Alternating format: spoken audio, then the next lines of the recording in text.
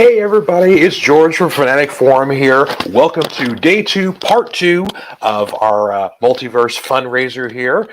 We've got a very exciting Q&A coming up here with Cress Williams. You guys know him, especially from Black Lightning, but I mean, this man has been on a multitude of shows here and films. So we've got an exciting Q&A to come up with him. So I'm going to bring on our host, Keisha from Keisha Acuff Creations here.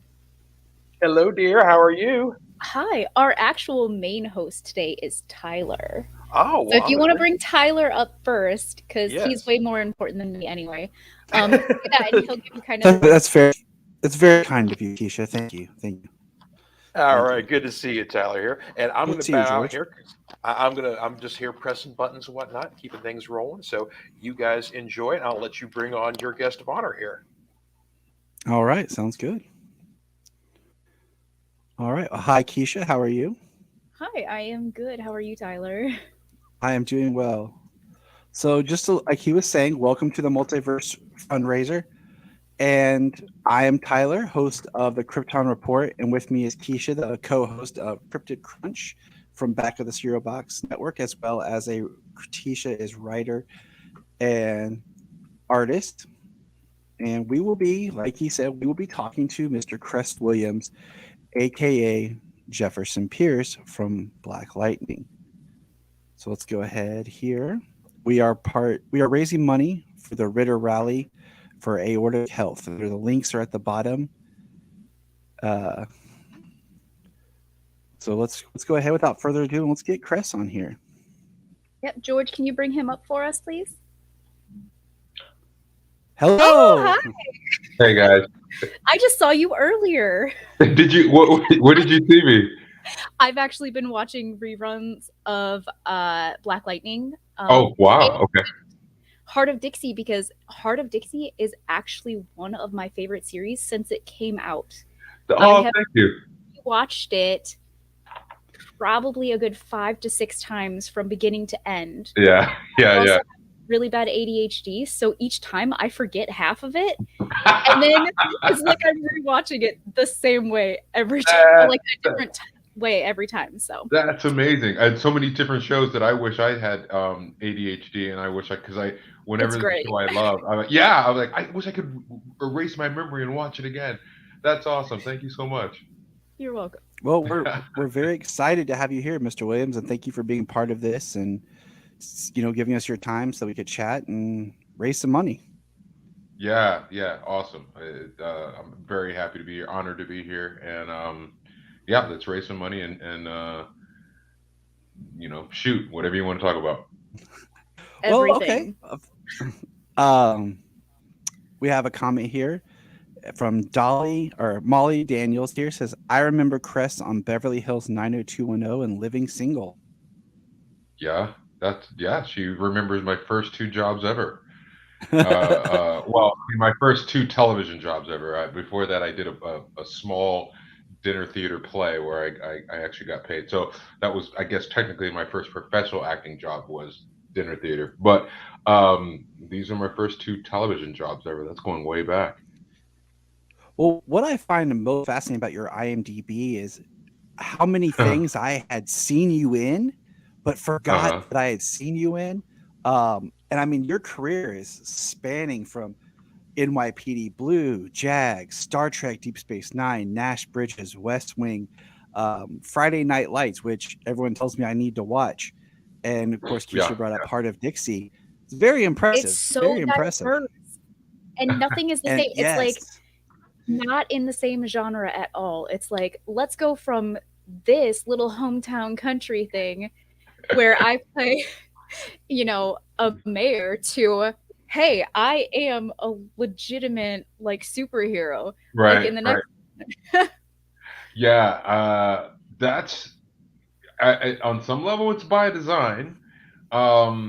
At least in my head it's the type of actor I wanted to be, and when I started studying acting, it was the type of actor I was kind of training to be, and I just been blessed that's how it worked out, because I get bored, and typically whenever I'm playing something, I'm already thinking about the exact opposite that I want to play, and Hollywood has been cool in the fact that I haven't been pigeonholed into anything. So it's kind of cool. Can you take us back to what made you like? Where did the acting bug strike? Where first when you were like, this is what I want to do, and you decided to Yeah. like get involved? Yeah. I mean, I would almost say on some level, I'd almost say since birth, because I don't remember not wanting to do it. My mother at first reference to me as a baby, she was like, she had two things. She said, first of all, when I laughed, it just made everybody it made everybody laugh. It was very infectious. I'm like, okay. But she also said that, no matter what, if I was all over the place, whatever, all you do is turn on the television, and then I was transfixed. And so I always looked at that as a kid, like, oh, that was destiny. But like, I grew up watching a lot of television, and back in those days, there were lots of old movies that were on, and I just soaked up everything, and I just felt like that's what I want to do. And I knew I was a bit strange because I remember when I was probably like fifth or sixth grade, and we had just moved into a new neighborhood, and back then kids actually played outside. And you basically, when you wanted to make friends, you went outside, and you just the neighborhood kids on the street, and you started playing. And I remember I met these kids, and we were all kind of going, what do we do? Do we want to go play hide and seek? Do we want to go do this? Do we want to do that?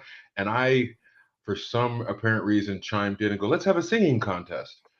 And I immediately in my head also knew I was pretty introspective as a kid. I was like, that's strange. Like, that's not normal for me to say that. We didn't have a singing contest, but that was kind of, the first memory I have of myself going, yeah, you're a little different. So Don't worry, none of us here are normal, so yes, we're in the right place. yeah. I don't think really anybody's normal, but It's true. My best friend has a funny story about talking about being a kid on the playground at school singing songs from Les Mis, and people just looking at him like, what are you singing? And he's just like singing, do you hear the people? And he's like, yeah. He's like, I knew I was a little off. So what is he? Is he an actor, singer, Broadway producer? What does he do? Right now he does music production and started his own studio in Cincinnati. There you go. That's awesome. So I love to hear it's that. just one of those stories that, I pass on to my son, because my son is getting really into theater right now. He just auditioned for his second play, and he got a pretty significant part for being his second play at school. So nice. What play? They're doing 101 Dalmatians. Okay. Oh, cute. And he got Pongo, and that's what he wanted. And he just did A Christmas Carol in December. And now he's going to audition for the Knave of Hearts in April. And he's only 8. So like, this is like him getting started, and he's just really excited for it. Oh man, that's beautiful. My son is he's 13 now, and he's been doing plays since they actually like opened them up for his age group. So I think his first one was around 4 or 5. Okay. With the local high school or something like that. Okay. And he's been in them almost every year since then. He can't stand it. He loves the acting part. He can memorize all of his lines. He loves that. But he doesn't like being in front of people because he's a rather shy child. Yeah. Which, of course, being in front of people is mainly what you do when you're acting on a stage. So I don't think it's going to really go into anything. But it's a great, tool to kind of stretch out, and I mean, just like playing sports. These are all things I think that kids need to explore. Is to be a Lego master. Nice. He's 13. He wants to be a Lego master so bad. He's like, I'm going to build my entire house out of Legos and all this other stuff. So, I mean, I don't see acting in his future. But right. A couple musicals here and there isn't bad. I mean, that's amazing. That's more than I did. It's funny. And I was that shy kid as well. So that like my mother, I did choir because like, I don't know if it's weird growing up. we moved around a lot, and then I don't remember there being a lot of plays in the schools that I went to. Certainly, even in high school, our high school didn't have a theater program, so I was just kind of sitting on my thumbs Oh through man. most of high school. So, but I did a lot of choir, and even then, like my mother would just be like, you need to smile more, and that was it. And so she knew me as this shy kid. So it wasn't until my junior year of high school, our school had a school talent show every year, and people would try out to be the host, and so I was a host. And as a host, you're kind of writing your own intros and outros, describing acts, and so it was the first time she saw me. Actually, I was up there. I was doing like Michael Jackson impersonations and all these different little sketches. She's like, "Oh my God, that's my son! Oh my goodness!"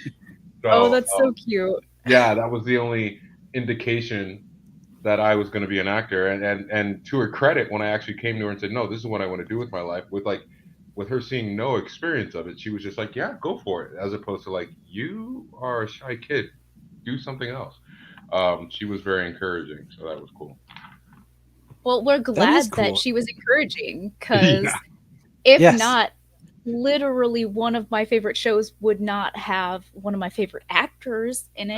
So That was such a hard addiction. It's funny because the people I understand. I've seen people over the years who are like you, who've watched it like many times over, and people come up to me and said, "Oh, whenever I'm sick, it's the show that when I'm in bed sick, I just got to put it on and it's a watch." comfort show for me. Yeah, exactly. And it was really cool actually to be on a show though that was like not only the show itself, but like even the environment was so family friendly. At the time, my oldest, who's now 17, she was much younger, and it was her first times really on sets, and they were so welcoming, and it was a cool place for her to be. So I'm actually That's awesome. pregnant with child right now. congratulations. Several of the names that I have picked out, regardless of if it's a boy or girl, are from the show. Okay. So what? Like, I don't think you're picking out Levon, but like Wade or My name is Keisha, so I don't. so maybe you might pick out Levon. No, so far I really liked the name Wade, Okay. because Wade Kinsella is one of my when it first came out, I had a huge crush on Wade. Yeah. But if it's a girl, I was thinking almost like Lemon, which I know is one of your love interest in the show. Wow. But there was I have been forbade by somebody else in the network here to name my child Cricket. Yeah. One of the people that actually puts this together and helps and gets all of our fun people on here, like you, Kristen. She was like, "Keisha, please, whatever you do not name your child Cricket." Yeah. She's like, "Don't." So I'm not allowed to name it that. But I would agree. I mean, you do whatever you want, but you're going for a very distinctive thing with Cricket. Like she must wear like tennis skirts and a sweater around her neck, and probably belongs to a country club. Well, see, my first daughter is Dolores, and my son's name is James.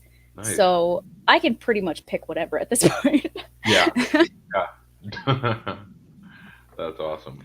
That's awesome. My grandma's nickname growing up was Crick or Cricket. So just because she would run in the country and play in the country and everything. She grew up in the country and everything. So. It's funny, and this is like just happenstance, because it was like a couple nights ago. I already knew this, but we were at the dinner table talking. I don't know how it came back up again, but my wife at one point, someone just started calling her Cricket. She's like 5'3", and she's got these big, beautiful eyes. So at different points in her life, she's like, people would just want to call her these cute names. And at one point, somebody was calling her Cricket, and we all just kind of like went like, what? Why? That's horrible. I already knew it. But my nickname is Bug. I am also very tiny. I'm 5'1.5". Bug too. That's crazy. How tall? Yeah. I'm 5'1.5". Okay. Yep. Yeah. That's So what I'm very my short. father-in-law calls my daughter. Calls her Bug. And so Yeah. my Nice. entire life growing up, I was called Bug or Uh-huh. Boris because my sister's name is Natasha. Ah, So Natasha and Boris. yes. I got the short end of the stick there. Yeah. But That's cool. basically I was short, so they just went with it. Wow. Yeah, my youngest daughter, her middle name is June. Named and my father was Oscar Williams Jr. and everybody called him June. So we gave her the middle name June, and we're trying to get Junebug to stick. So I get the bug. Junebug did stick for me. I was born in June, and my nickname was Bug. So Nice. Yeah, I mean, we were hoping because we already knew that we were gonna. Her middle name was gonna be June, and her due date was in June, and we're like, I hope it's not, because people always think like, oh, that's why you named her June. Fortunately, she decided to, she's like, no, I don't want that moniker, so she came May 31st, but so that people can't attribute to June because it's a different reason for June. But yeah, anyway. That's smart. Good for her. She made the call. She knew what was going on. thanks. That's like when my son. Well, I mean, it's like my son. Like I, my wife was pregnant. I was like, please be born before Daddy turns 30, and he was born January 12th, and my birthday's February 12th. So he came 1 month before I turned 30. So I was like, oh, all right. He's already got a little bit of a smart aleck in him. I love it. I love it. Yeah, kids do that. They do that. They do. They do. Now, Mr. Williams, I have a couple questions for you. Yeah. Looking at your history and the characters you play, I have to ask you: are you a comic book fan? So yeah, in a tangential way. Like I didn't grow up reading a lot of comic books. I didn't have a lot of money. But I grew up like as I said, digesting everything that was on the screen. So I grew up watching every cartoon I could think of, and any comic book movie. I mean, to this day, I'm still a bit of. It's so funny. Nerds are kind of like this whole thing of nerddom is like kind of it's.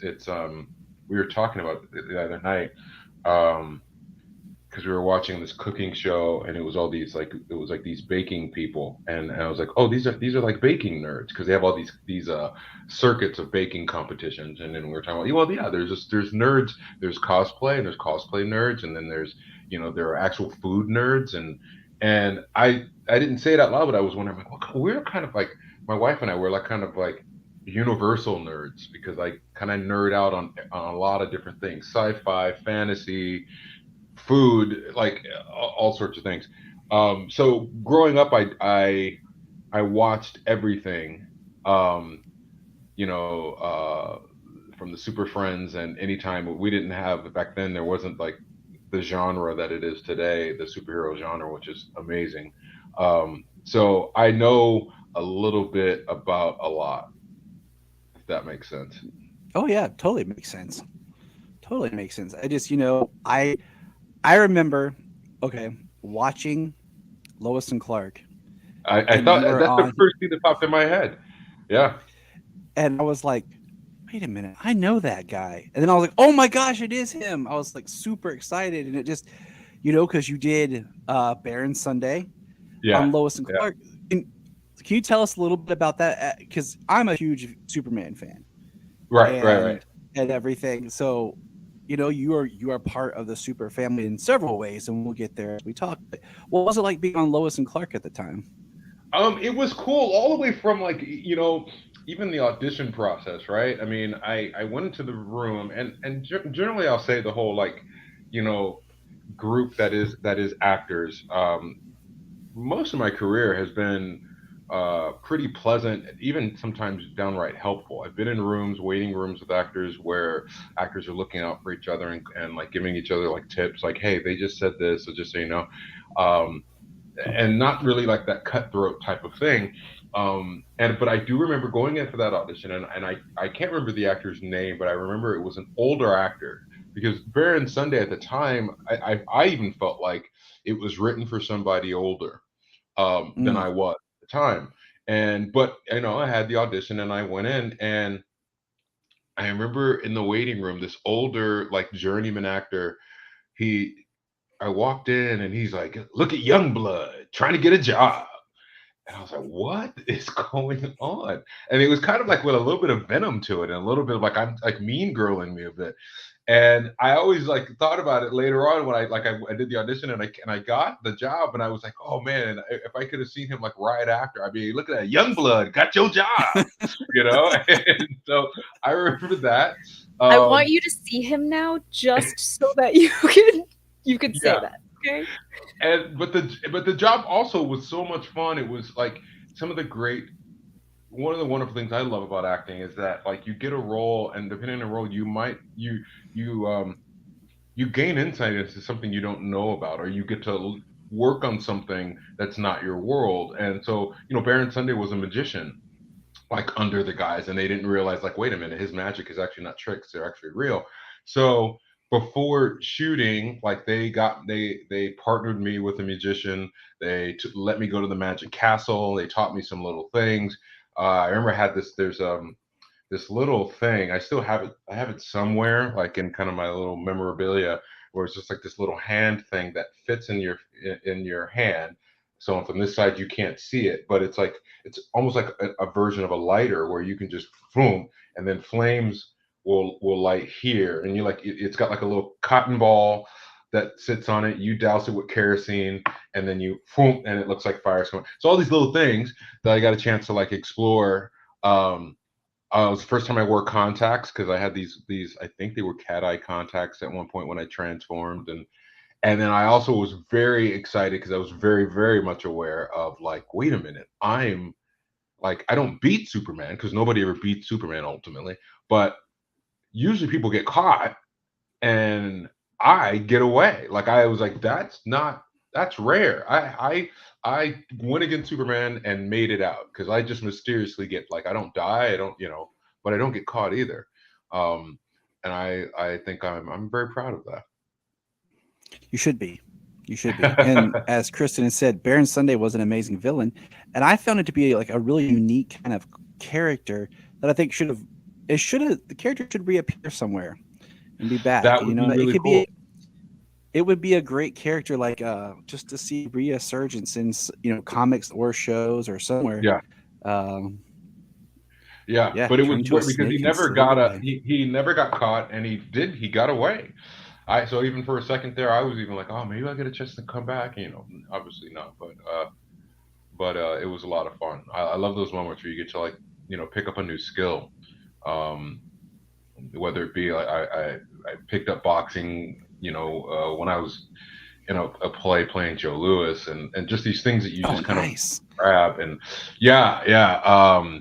I haven't used it yet, but I remember when I was in college, we were about to do a production of Three Musketeers, and so I took fencing and picked up fencing, and we were a bunch of theater nerds, so you would catch us at our parties dueling each other for fun. That does sound fun, though. It was oh my god, it was tons of fun. It was better than like improv games. I mean, which I got tired of those. So me and my group of friends,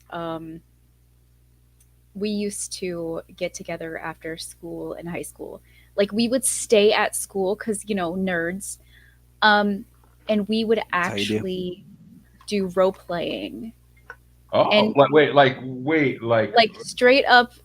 We would dress up in character gear and we would run around the entire school. And so we were on YouTube before YouTube got cool. You can still find those videos. I really don't want to say the name because one of my friend Jasmine, is actually a very prominent lawyer. Oh, no. Yeah. And I always hesitate. I'm like, okay, I want to tell people that this thing still exists on the internet because I can find it and watch it. Yeah. But I'm like, I don't think Jasmine would appreciate me giving out that information. I don't know if lawyers want to be known as OG LARPers. No, we called her Cobra. Cobra? Like in Cobra Command? Cobra. Oh, okay. She was like a knockoff version of Oprah.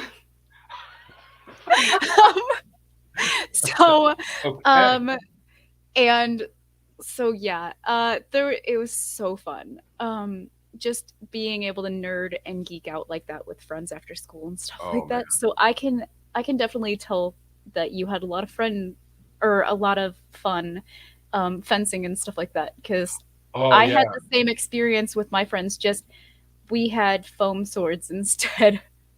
Well, it was only me, and I still have my foil. Only me and a buddy of mine, we each had a foil. I think then people started buying foils, but we only had 2 masks, so it was just kind of a round robin, loser sits down, next challenger up, and I gotta admit, I did pretty well. I'm so tall, and I used my reach in my favor when it came to fencing, but yeah, it's the internet is a crazy thing nowadays. Like everything, nothing goes away.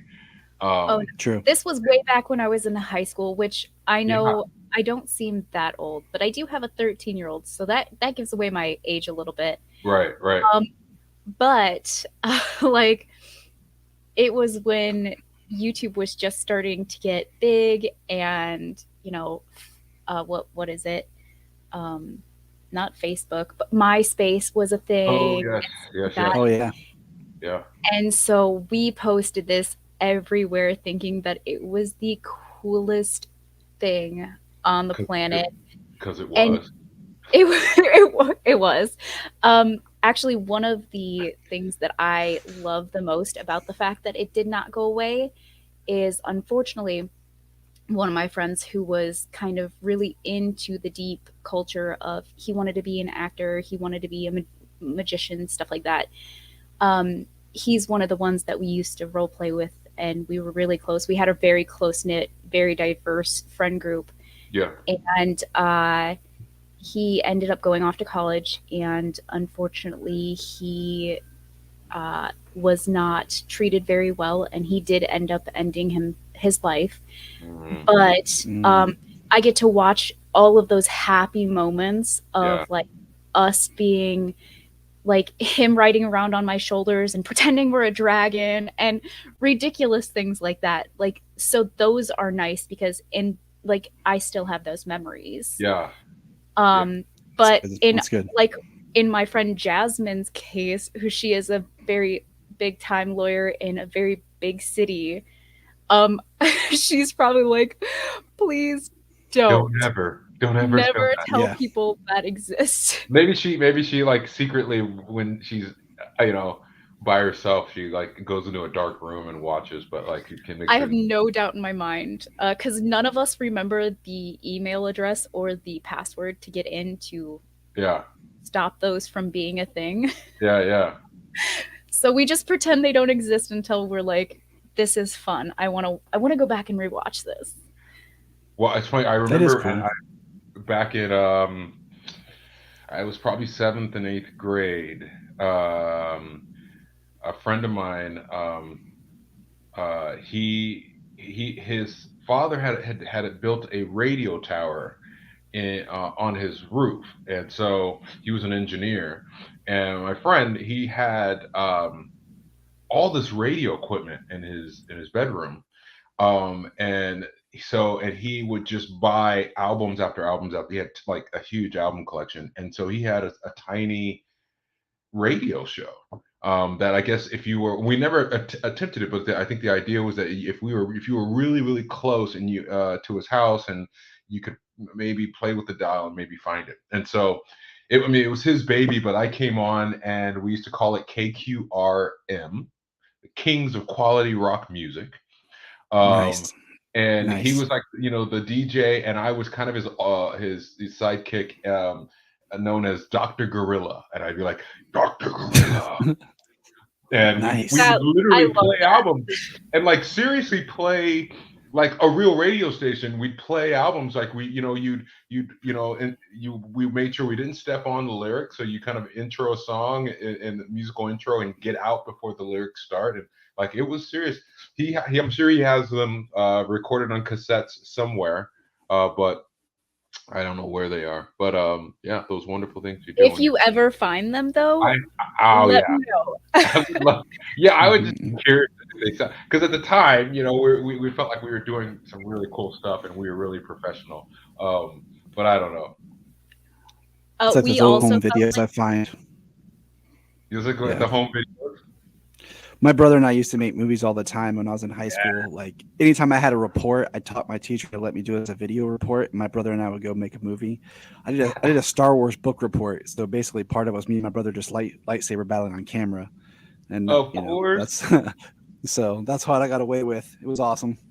This is high I school era. took in high school. I took video production in class, and I still have all the DVDs that they're burned onto, and thankfully they are only in DVD form Yes. because I I don't think I ever want those seeing the light of day ever. We thought that we were doing great. Like we got an A+ on the projects and stuff like that. But looking back on it now, I'm like, that is not my calling. Oh man. Well, I know as an actor, like and discovering, I think over the holidays, we had a lot of people coming through for dinners, and we have friends over for dinner pretty frequently, and conversations that get tossed around. And a lot of my friends are actors in some regard, doing commercials or whatever. And I remember one Thursday night, somehow we got talking about like, because I haven't really had a prominent commercial career. I tried it for a little while, and it just didn't work out for me. But I did do a couple of commercials early on in my career, and so I was like, yeah, I did these things. I did a Taco Bell commercial, and I'm kind of describing the commercial, and I'm like, yeah, I did this weird, Miller Lite commercial, and I described the commercial. And I just, again, sometimes I maybe old or seem older than I am, and I just didn't even think about it. And next thing you know, a buddy of mine is on his phone, and he's like, "I found them." I'm like, "Wait, what?" And he's like, "Yeah." And so he finds these old commercials, They're and then never going away. they're never going away. And then literally, like right before Christmas, we were talking again, another conversation about old stuff, and I was talking about this pilot. I think it was probably the first pilot I ever did.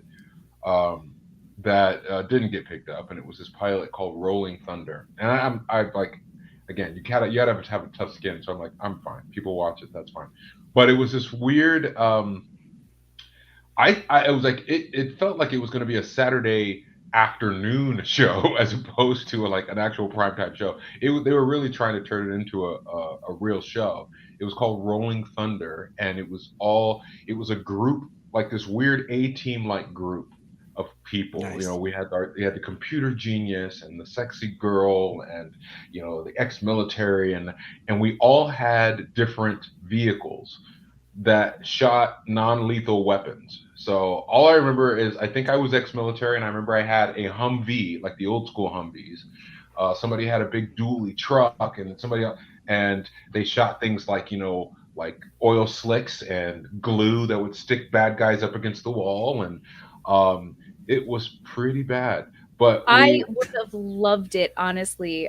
So I have this thing where I'll explain this and then we'll get back, or I want us to kind of explain why we're here again, because Yeah. I know it's halfway Yeah, through. we are at the midway point, and we just want to take a comment to let everyone know that we're here for the Ritter rally. We are raising money for the John Ritter Foundation for Aortic Health, and we're asking people to please donate. The link is scrolling at the bottom, as well as you can find it in show notes and everything like that. I know that we've all shared it on our personal social medias, and it does, like we said, the John Ritter Foundation. Now, Cress, do you have any? Were you ever blessed to meet John before? Did you ever have any past history? Man, I wish I had. No, I grew up with John like so many people. I mean, I think I have seen every episode first and foremost, because I am that old, of Three's Company, like as it was airing. Um, but and I think he was. I just he was such a like physical comical genius. It was almost like, especially for our time, like it's like like a kind of a version of a Buster Keaton. I would put him alongside of like maybe even like a Lucille Ball, and like his physical comedy was impeccable. But I wish I had. Yeah. So we thank you for just being here to help us with that. and you've been telling about commercials and theaters and things, but something else that you were part of that was awesome was you voiced John Henry Irons in Yes. the Superman, Death of Superman, Reign of Superman films. What was it like to kind of do voiceover? Because I didn't see a lot of voiceover type stuff on your IMDb. How was that Yeah. different for you and bringing that character to life? It was really, I mean, it was just so cool because, like I said, I didn't read a lot of comics, but I did watch a lot of cartoons. And so it was kind of getting a chance to really like scratch that itch for the younger me. And, and the journey was funny because like, I think, it was a two-part movie. So I came in the first time and did, in the first movie, I had very little and then I had more to do in the second. And it was in between recording those that Black Lightning happened. Like I was there at her, and then when I came back to do the second one, I was like cast as Black Lightning, and I was doing that. And then I remember when we did a premiere in New York, and at that point I was Black Lightning. So it was like I was like, man, I'm like firmly in the DC family. It was really really kind of cool. But like doing voiceover, I've kind of come to voiceover late, so that's why there's not a lot of my IMDb. I'm starting to do more of it now. It's a lot of fun, to just kind of roll out of bed and get ready to do something. I I got a chance. I'm not sure when or where or when it's coming out, but there's like a Marvel kind of anthology um, animated series that's coming out, and I did a voice in a kind of Wakanda episode, which was a lot of fun because it was also very technical. Like we spent a couple of weeks with a dialect coach to get the precise kind of African accent. They're really distinct about what region and what they want the accent to sound like. So that was kind of taking me back to college days. To pick that up and then to kind of put it in. But like voiceover is just it's a version of acting. It's interesting. But like because all the in between, it's all about like bringing these things to life. But all the in between, you kind of toss away the listening and the kind of silence because that doesn't play an animation. It's really all about on the words. So it's a little different muscle, but it was a lot of fun. That sounds awesome. Yeah, that was one of the questions that we had was, will we see Black Lightning one more time in Flash's final season? I've actually had a couple of friends that actually asked me to ask you that. So No, thanks, of George, for course. bringing that up. Yeah, no, I imagine. I at this point I would say because I haven't.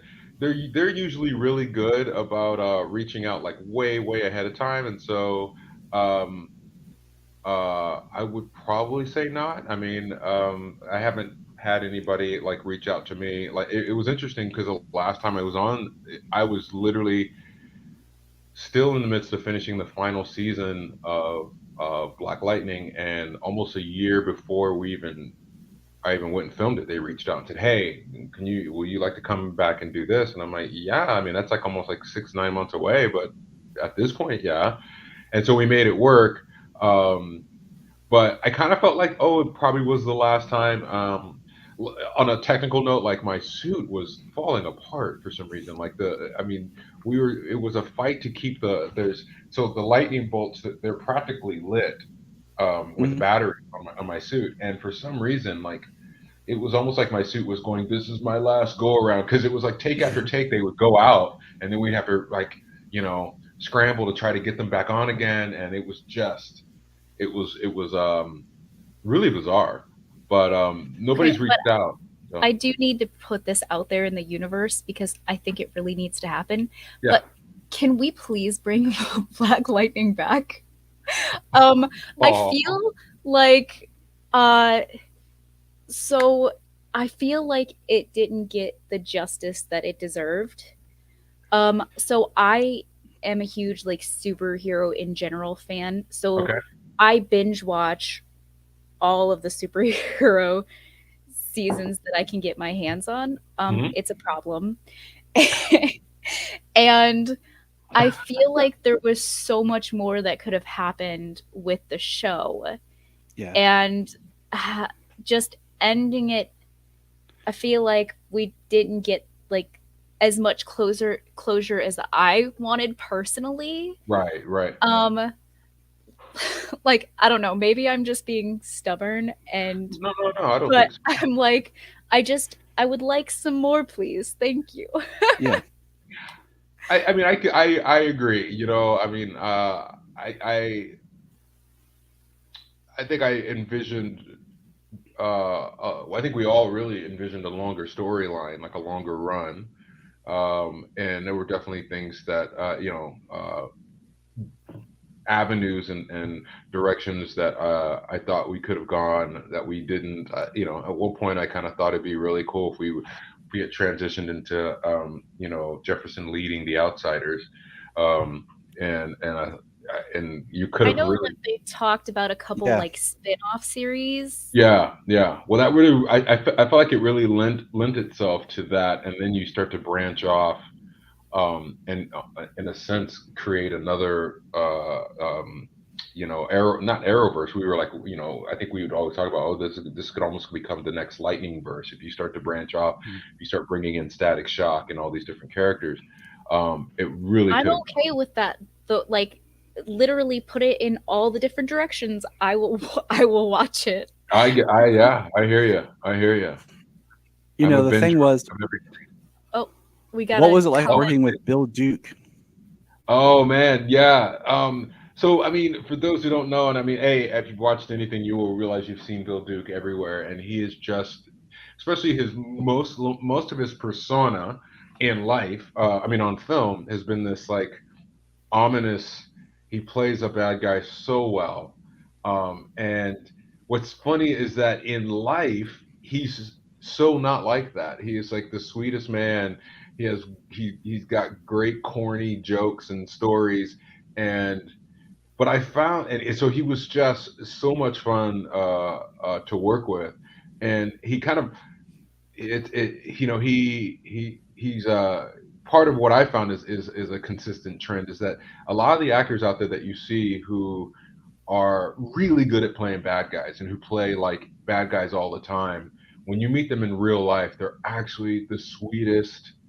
They're so the opposite. And I'm like, maybe the reason they can play bad guys so well is just because they are so sweet and they get to just explore another side. But like I worked with Donald Sutherland so many years ago, and he's played tons of bad guys, and he was like the funnest, warmest, great guy. Bill Duke was the same way. They just a great time to be around. Now, I do want to say one thing about Black Lightning as a show is, your portrayal of Jefferson Pierce actually changed my life. Straight up. Wow. You are like the amazing. The first father season. Well, Yeah. I watched, Black Lightning, and I started because I love the idea. I have two small children, Okay. I had two kids, and I love the idea of this superhero who's, he's retired, he's done all this, but then he picks it back up and he's dealing with the father aspect. I thought that was a great fresh take. But what I loved was Jefferson Pierce as the high school principal, and it actually made me change my career to go back into something I had thought about years ago, was teaching. And I actually decided when COVID hit, I started putting all my effort into getting my teaching license and shifting into that. And it just, what you did as Jefferson, not just Black Lightning, but within the school, impacted me to like, that's the kind of person that I want to be more like as a character, your portrayal of just Jefferson, is effective. And I just wanted to let you know that. Thank you so much. Only were you a fantastic father figure throughout that movie. Like, even at the beginning where you and, oh my gosh, I can't remember your wife's name in the series. Lynn. Even though you and Lynn weren't together, you guys still had that full family. Like, you supported each other and you still kind of leaned on each other and stuff like that, which was fabulous, because a lot of the times that's not how it works in a home that's split up. Right. And then, like he was saying, me and my husband were discussing this a while back. You as a principal, and even when you were just a teacher at the school, you made such an impact. I know it was just television, but you made such an impact on children's lives. Like, when they took you out from being principal, like all the students were like, basically, you know, go out and be a good person. And your whole staged, when you were up on stage saying, hey guys, I'm not going to be principal anymore, and they all stood up in support of you, like, I think honestly all kids need that kind of role model to look up to. That role Yeah. model. Yeah. And Yeah. Well, even no, go ahead. I'll say, even rolling into like one of my favorite things, like I was so happy when you were brought into the Crisis event because I loved your interaction with Grant.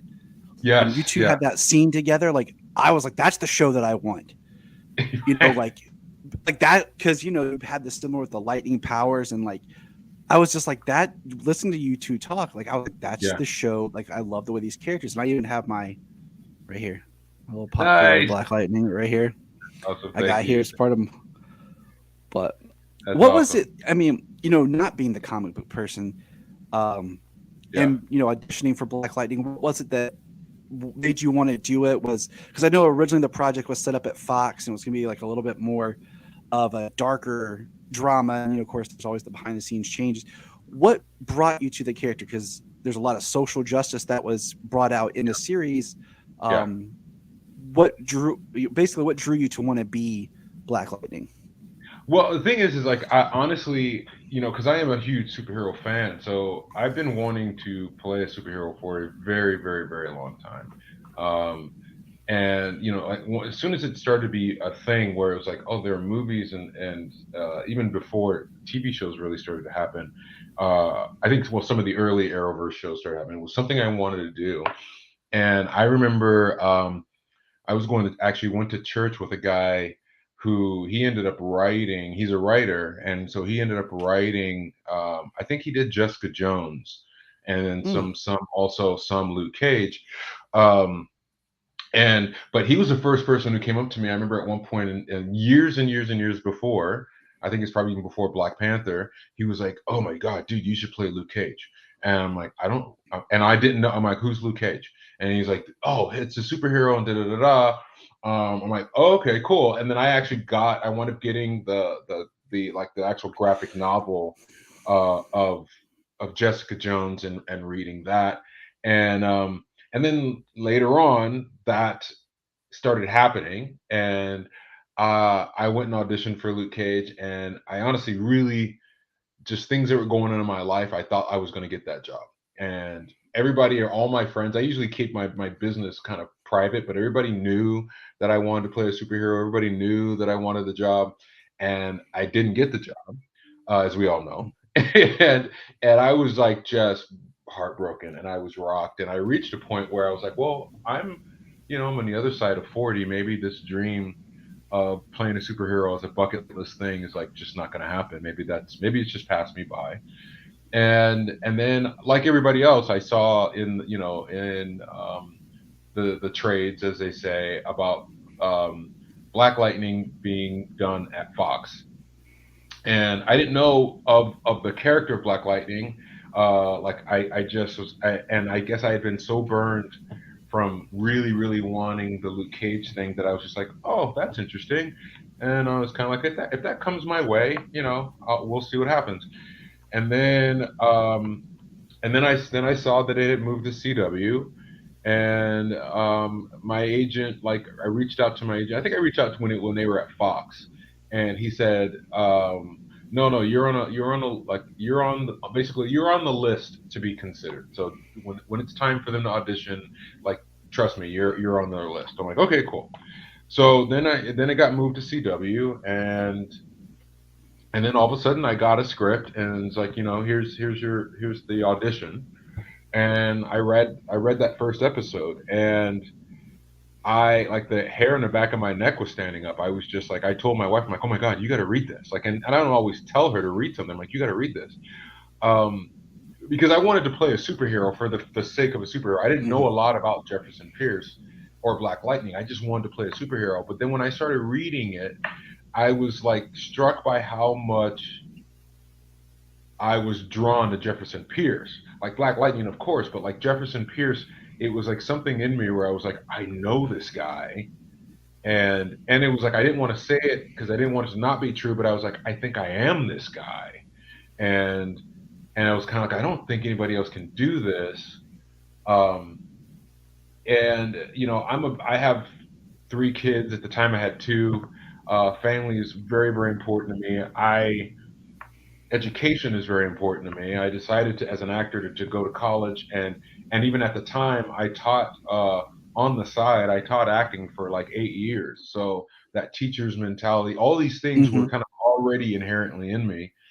And even down to the day that I went to audition, my daughter, my oldest, was in a choir concert that night, and I had 2 auditions that day. I had one at Warner Brothers, and then I had to go all the way to the other side of town to audition for Black Lightning.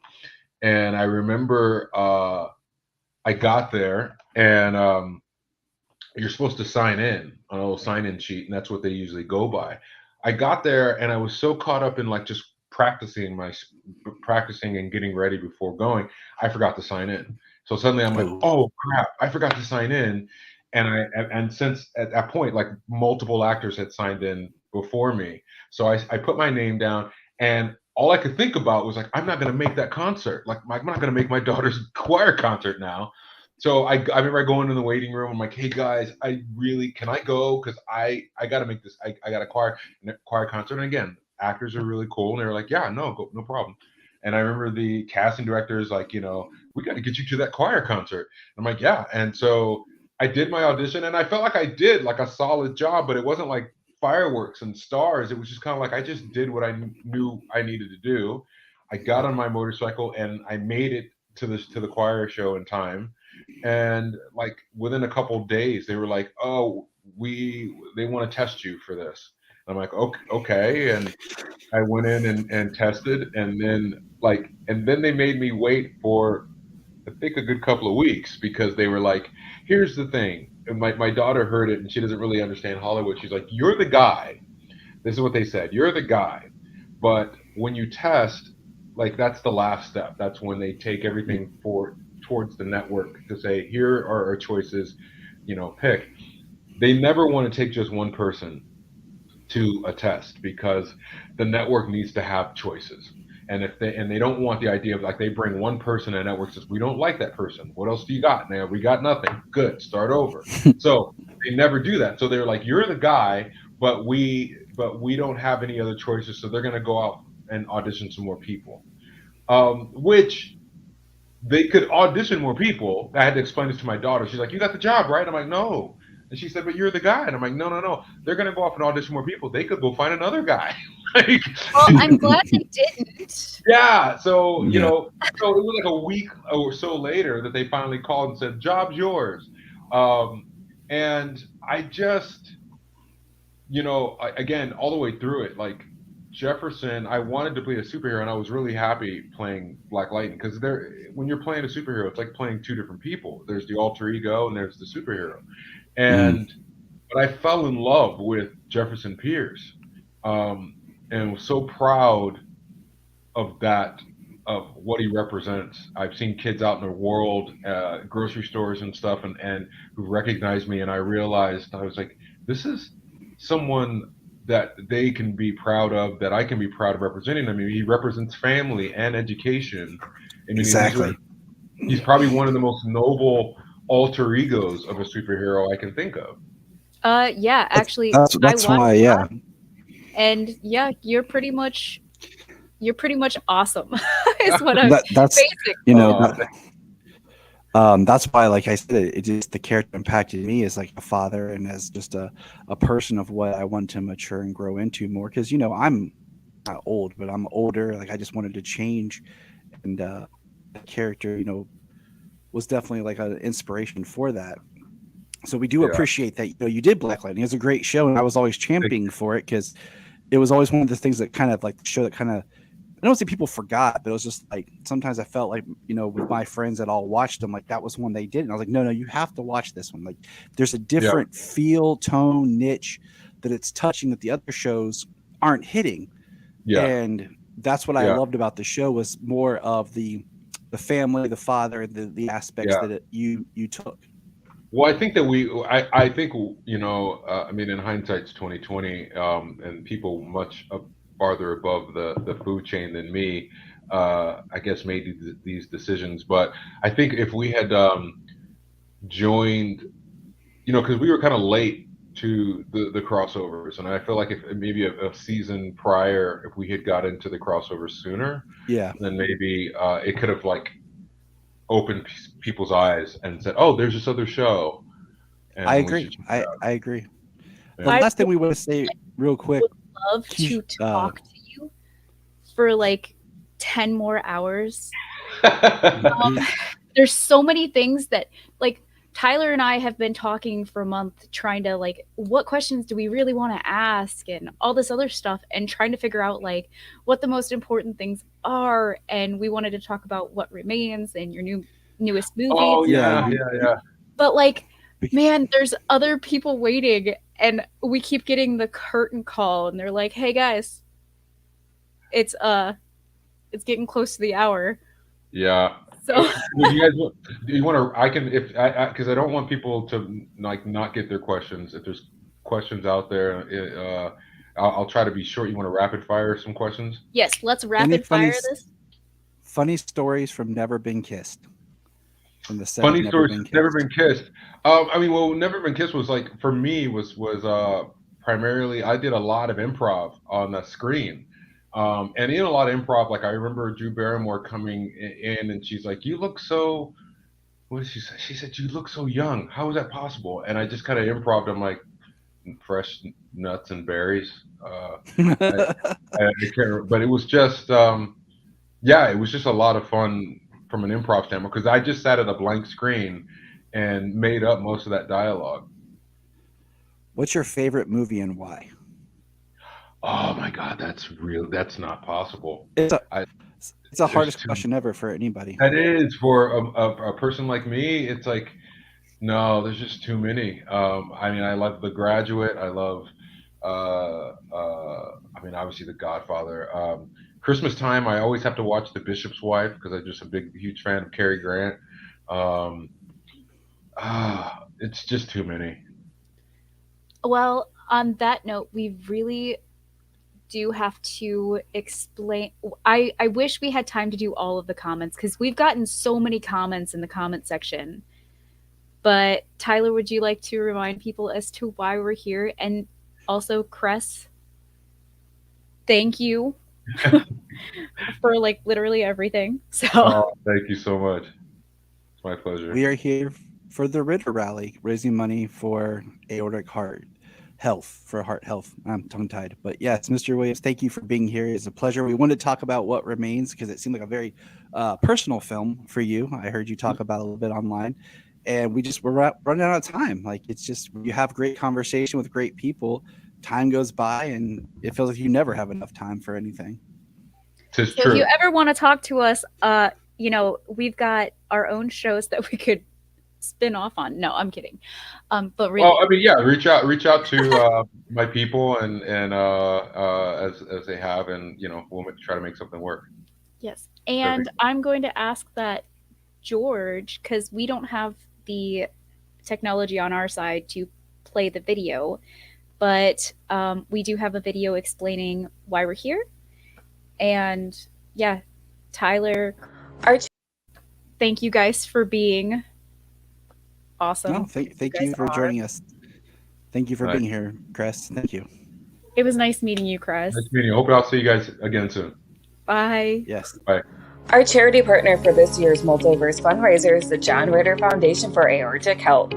They exist to spread awareness of aortic health and prevent unnecessary suffering through genetic research, widespread education, and radical advocacy. Simply click on the link at our website, www.themultiversefunraiser.com, that says donate here, and that will take you to our Just Giving link. All donations go directly to the John Ritter Foundation for Aortic Health. As a bonus, every $10 donation that you give enters you into our sweepstakes to win fantastic prizes. All information can be found at our website under giveaway. So thank you for watching and thank you for supporting.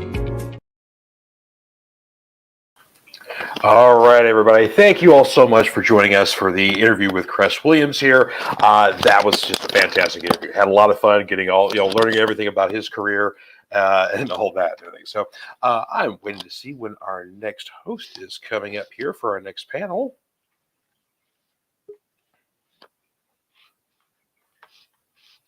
Let's see here.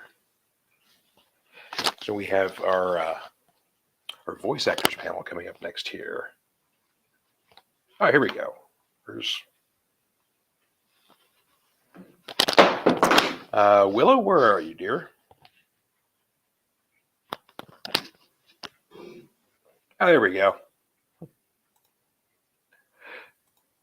Oh, your mic is muted, dear. Excuse the noise. I apologize. You're okay. The next host is supposed to be in, but I guess I could step in a little bit here. I was just supposed to mod. Okay. Waiting for them to show up. I don't see anybody Well, just yet here. If worst case scenario, I'll just step in for a little bit. But just ignore the people walking around the background if you see them. So yeah, let's bring up our next panelists. Okay, here. The voice actor panel. So we have Jen Cody. Please introduce yourself. Oh, I'm not hearing you, Jen. Yeah, no, I went through the circuit. I had the thing running and all that kind of stuff. And now,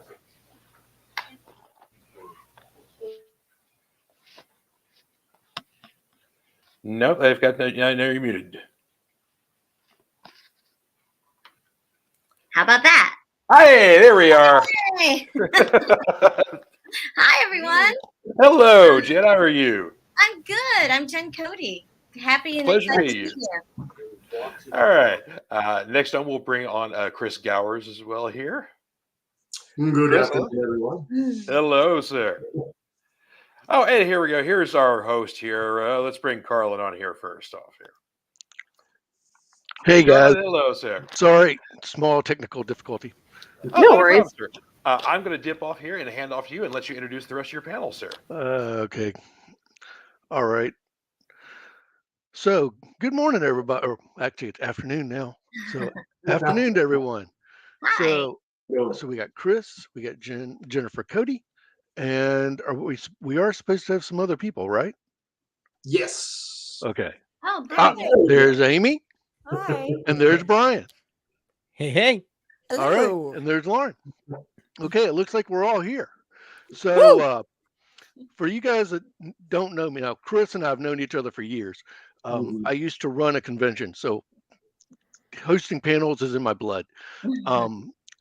I consider myself just to be the dad on the panel. I'm here to govern the reins in case things go off the rails.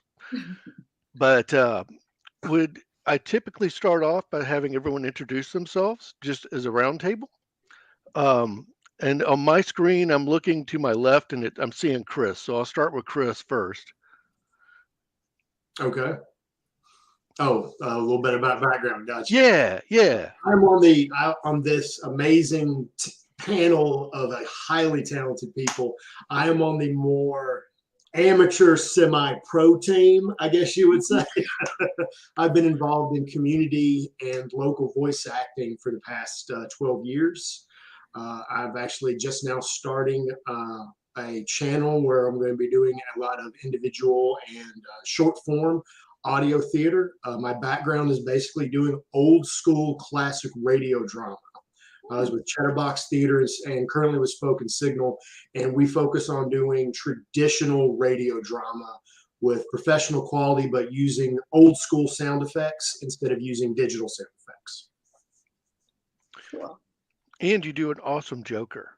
I'm pretty much known for that. And people you should give us samples so they understand. Okay, and next I see Jennifer Cody. Hey, everyone.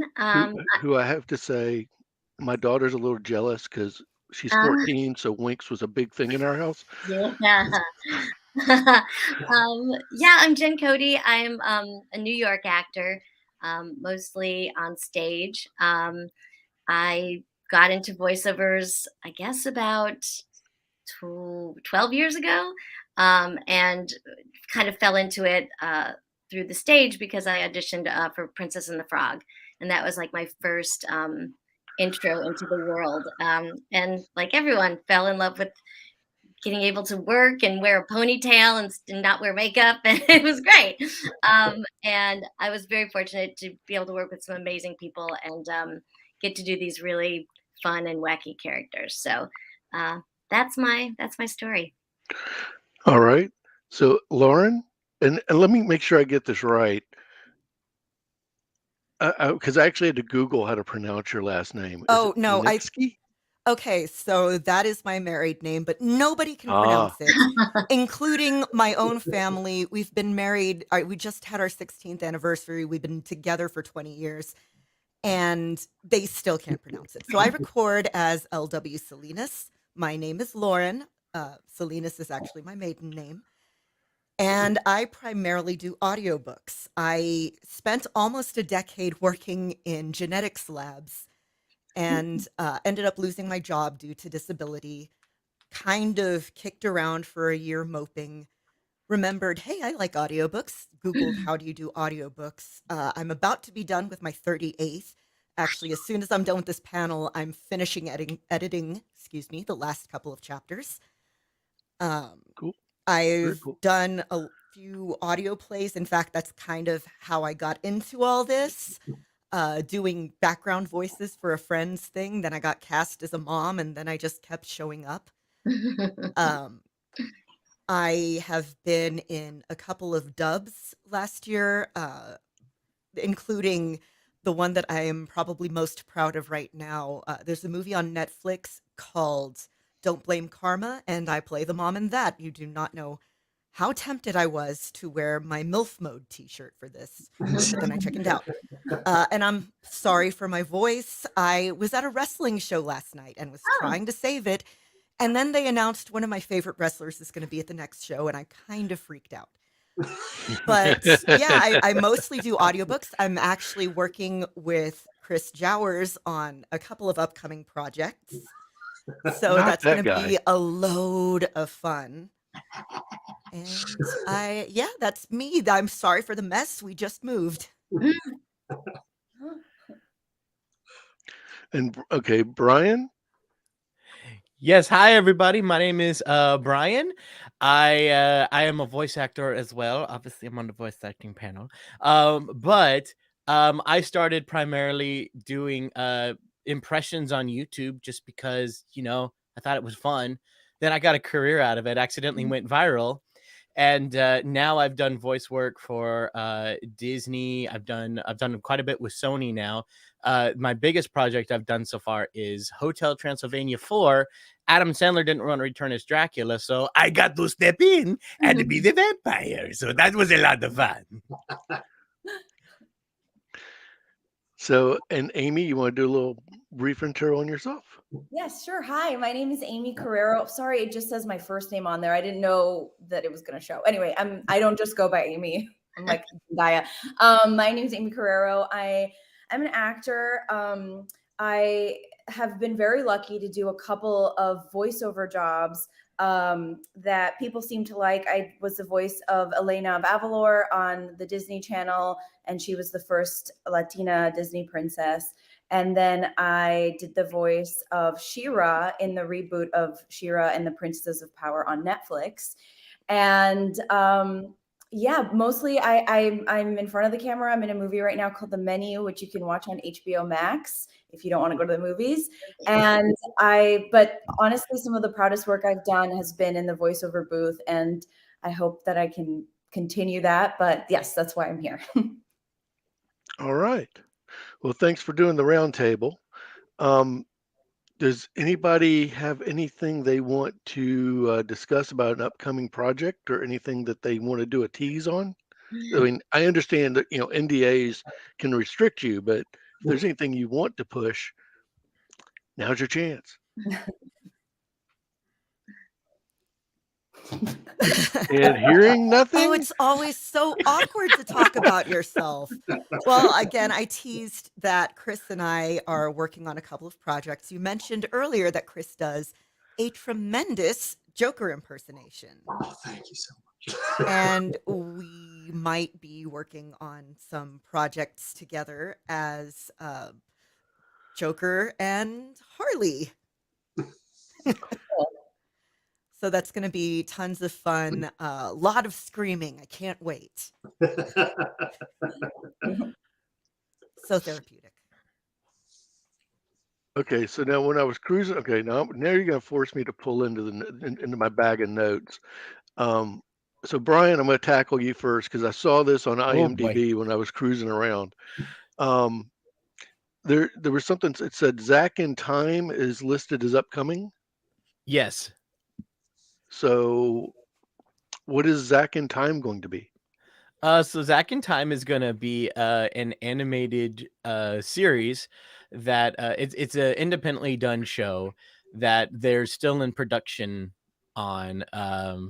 But yeah, it's about this kid who finds this watch that can take him back in time, and this watch was developed by the scientist, and the scientist is trying to get it back, and there's this bad scientist who's trying to get it. It's the whole thing. So this kid gets wrapped up in this whole adventure, this whole thing that he knows nothing about, but yet he's stuck in the middle of the whole thing.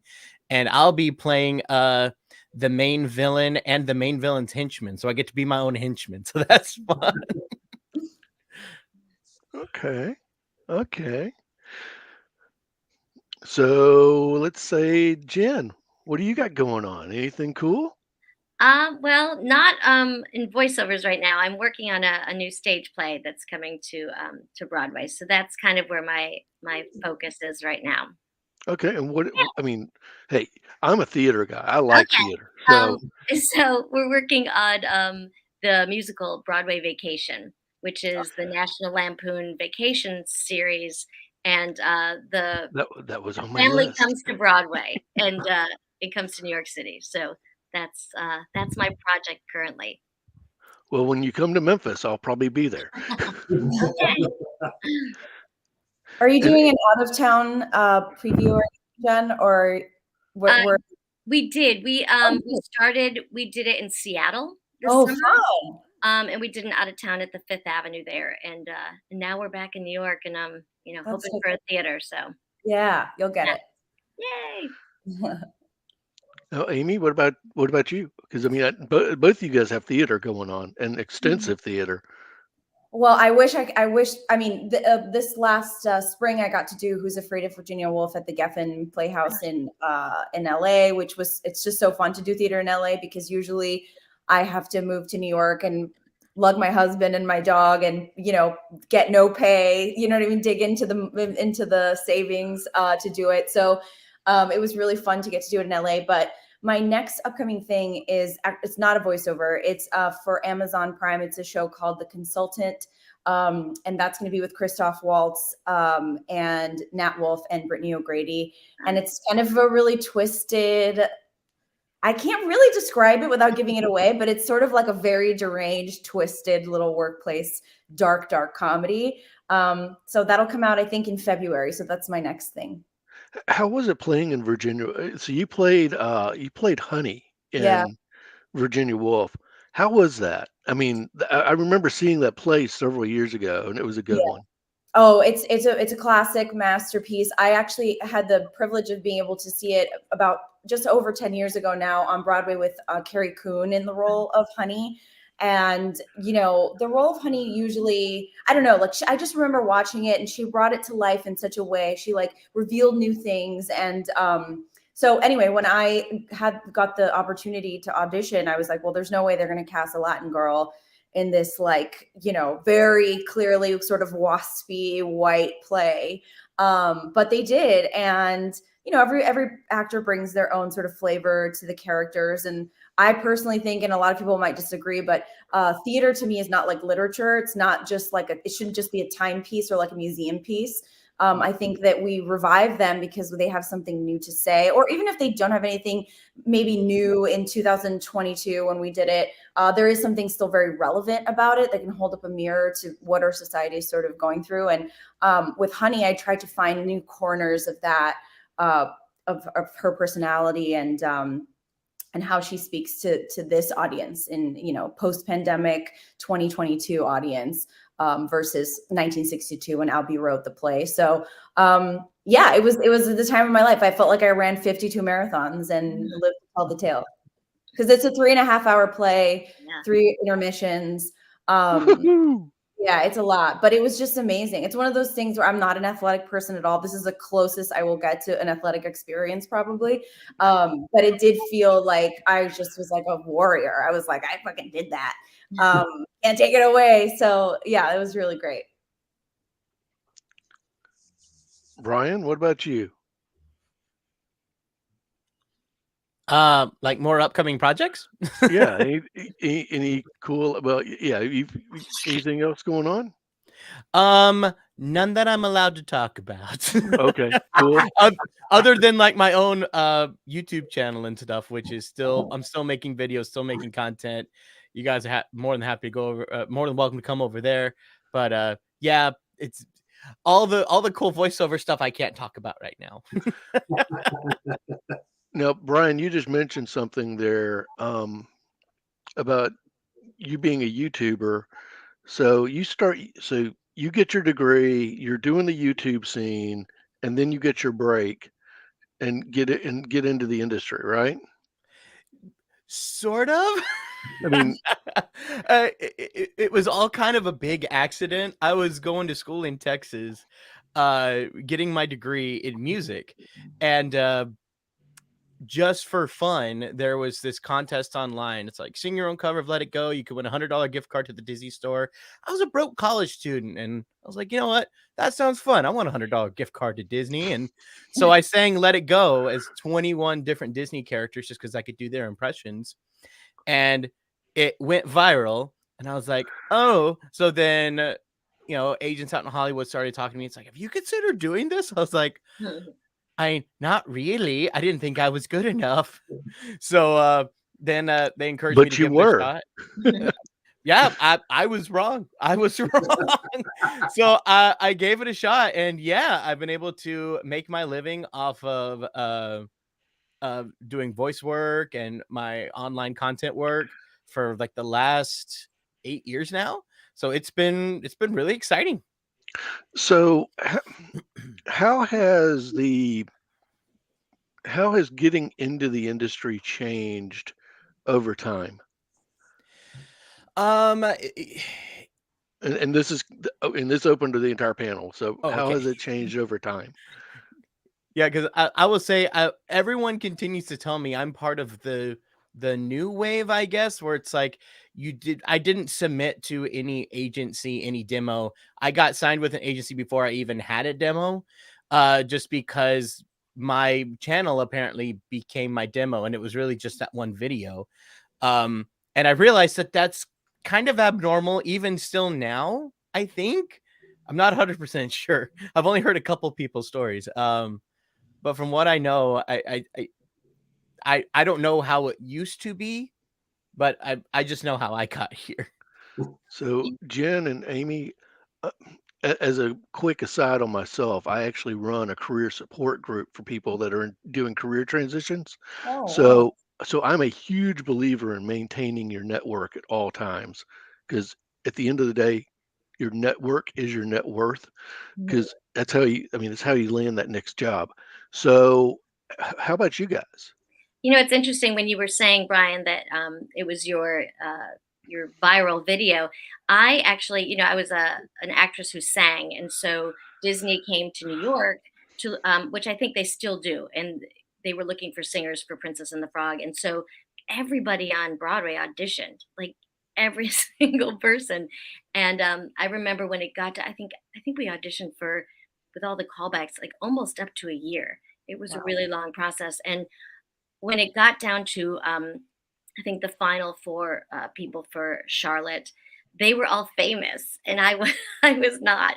And I remember it was like a Friday night at 4 o'clock, and my agent called and he said, everyone else has an album and you don't. So can you go into a booth and record yourself singing like a bunch of songs, and we're going to pass it off as your album? And I did. I went into booth. I couldn't even tell you what I sang. I just random songs that had nothing to do with the movie at all. And we sent that So in. you And had to run down to the equivalent of Sun Studios and burn an album with like Elvis. had an album. Yeah. And ultimately, I think I found out on the Monday then that I got it. But yeah, so that's how it happened here. And I think probably now I would have just come to my studio and sang in my booth. But that was 10 years ago. So I think that's how the industry has changed on my end. Mm. I auditioned for, I moved to LA in 2009, and I didn't book my first voiceover job until 2014, and I was trying. So there's that. It took me a really, really long time to book any voiceover, and I actually just kind of gave up at one point. My agent kept sending me voiceover stuff, and I would record, on like, what's that, like GarageBand or something in my house, and I just never kind of like got any callbacks or anything, which was such a bummer. But my on-camera career was doing okay, so I thought maybe I'm just like not a voiceover actor. And then I was on vacation with my family in Dominican Republic, and I'd been like day drinking, and I got this email from my agent. Hey, could you do this tape? It's for a Disney project, but like, we're not allowed to say what it is, and we don't really even know, but I have a feeling that it's like a princess something.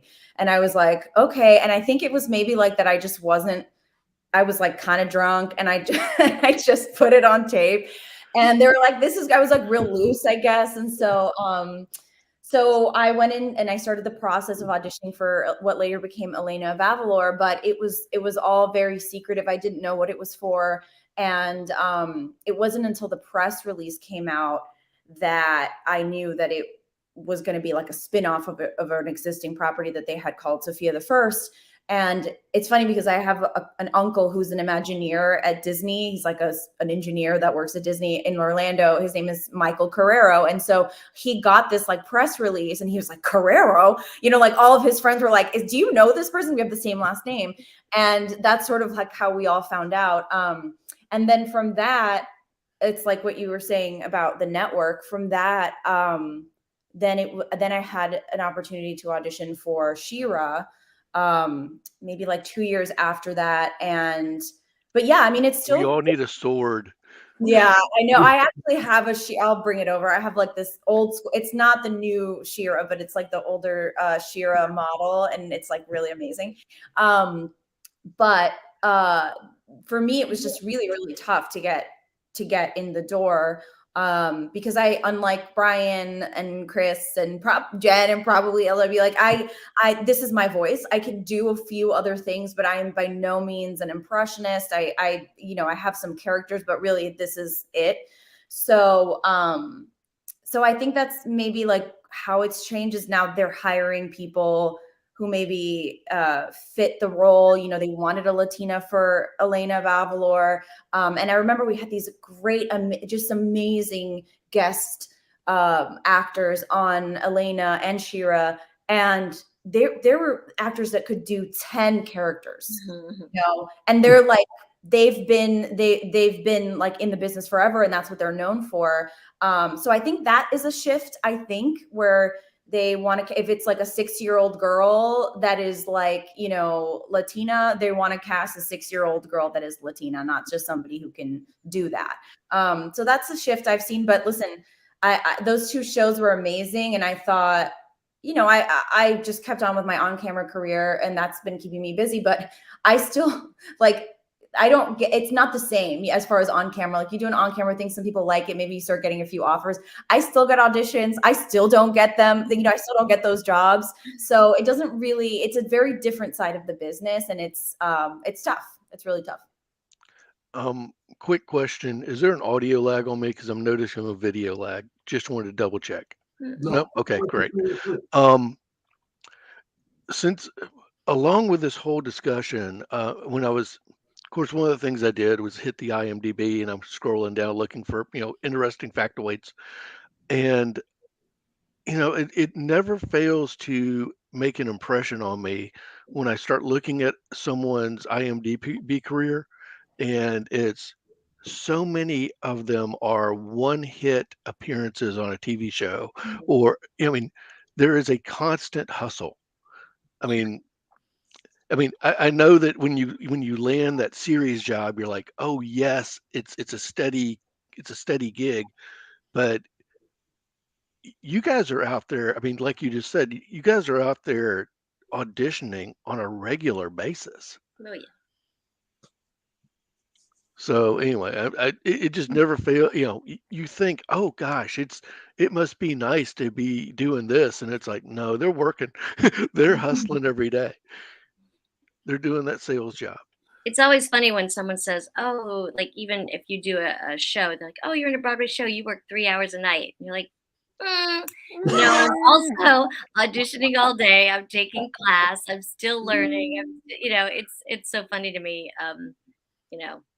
Yeah, and the series they're so great, but then they end. My wife and I on Monday we're getting tickets to Spamalot that's coming to one of the local theaters, and that's been on their calendar for a year. So I'm sure that the cast has been studying this for months. Oh no, to make sure they probably were cast just a couple months ago. Yeah.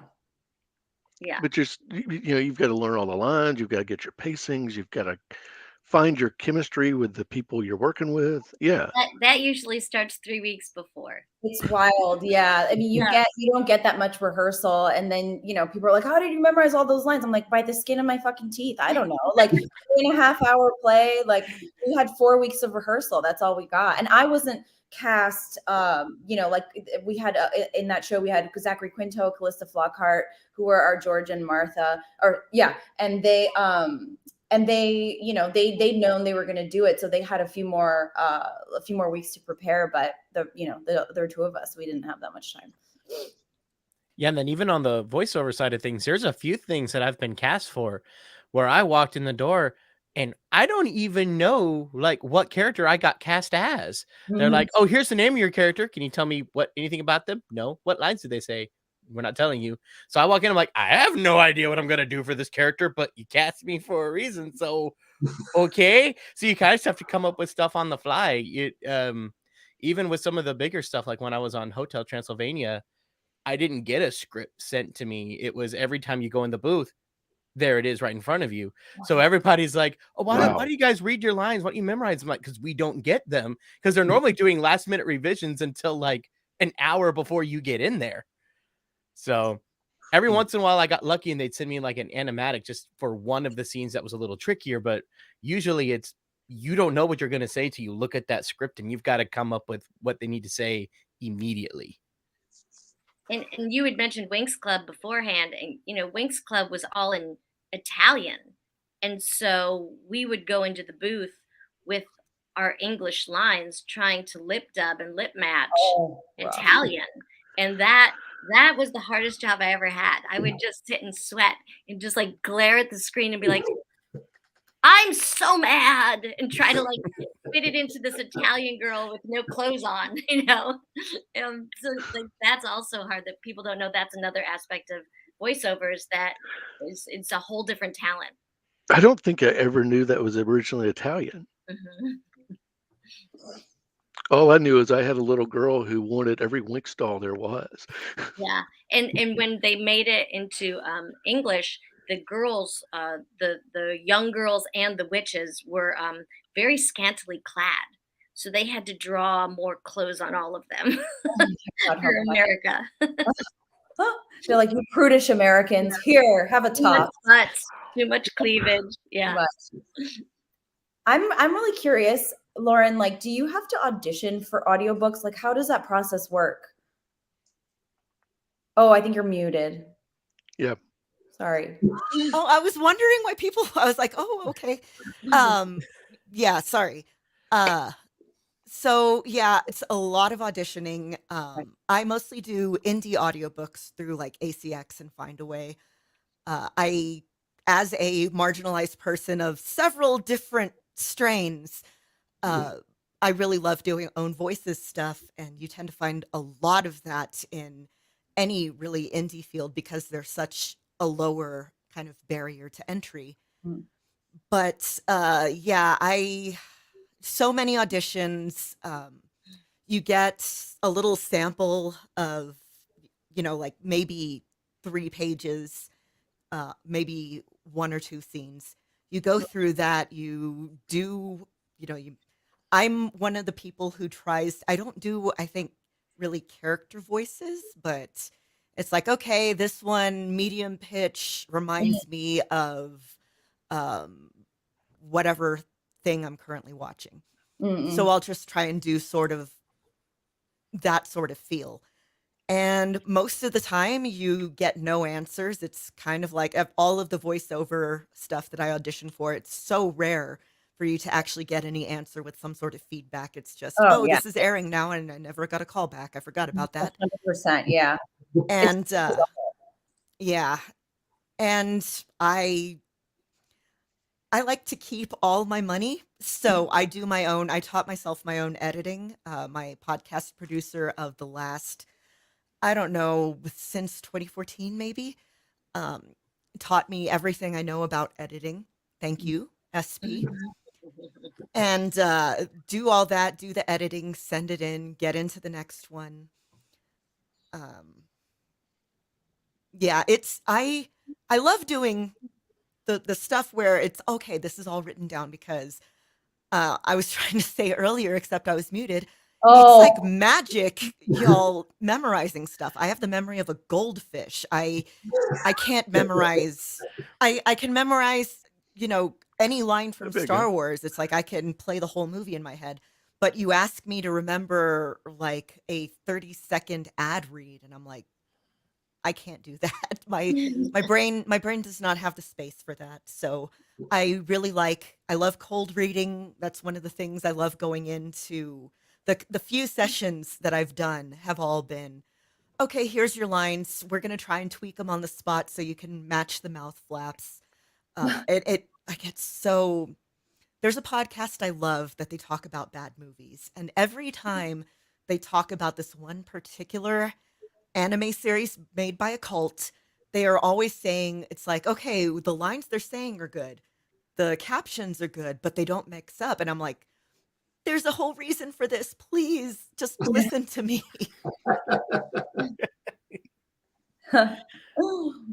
Also, I'm very sorry if I wander off target. Again, brain of a goldfish.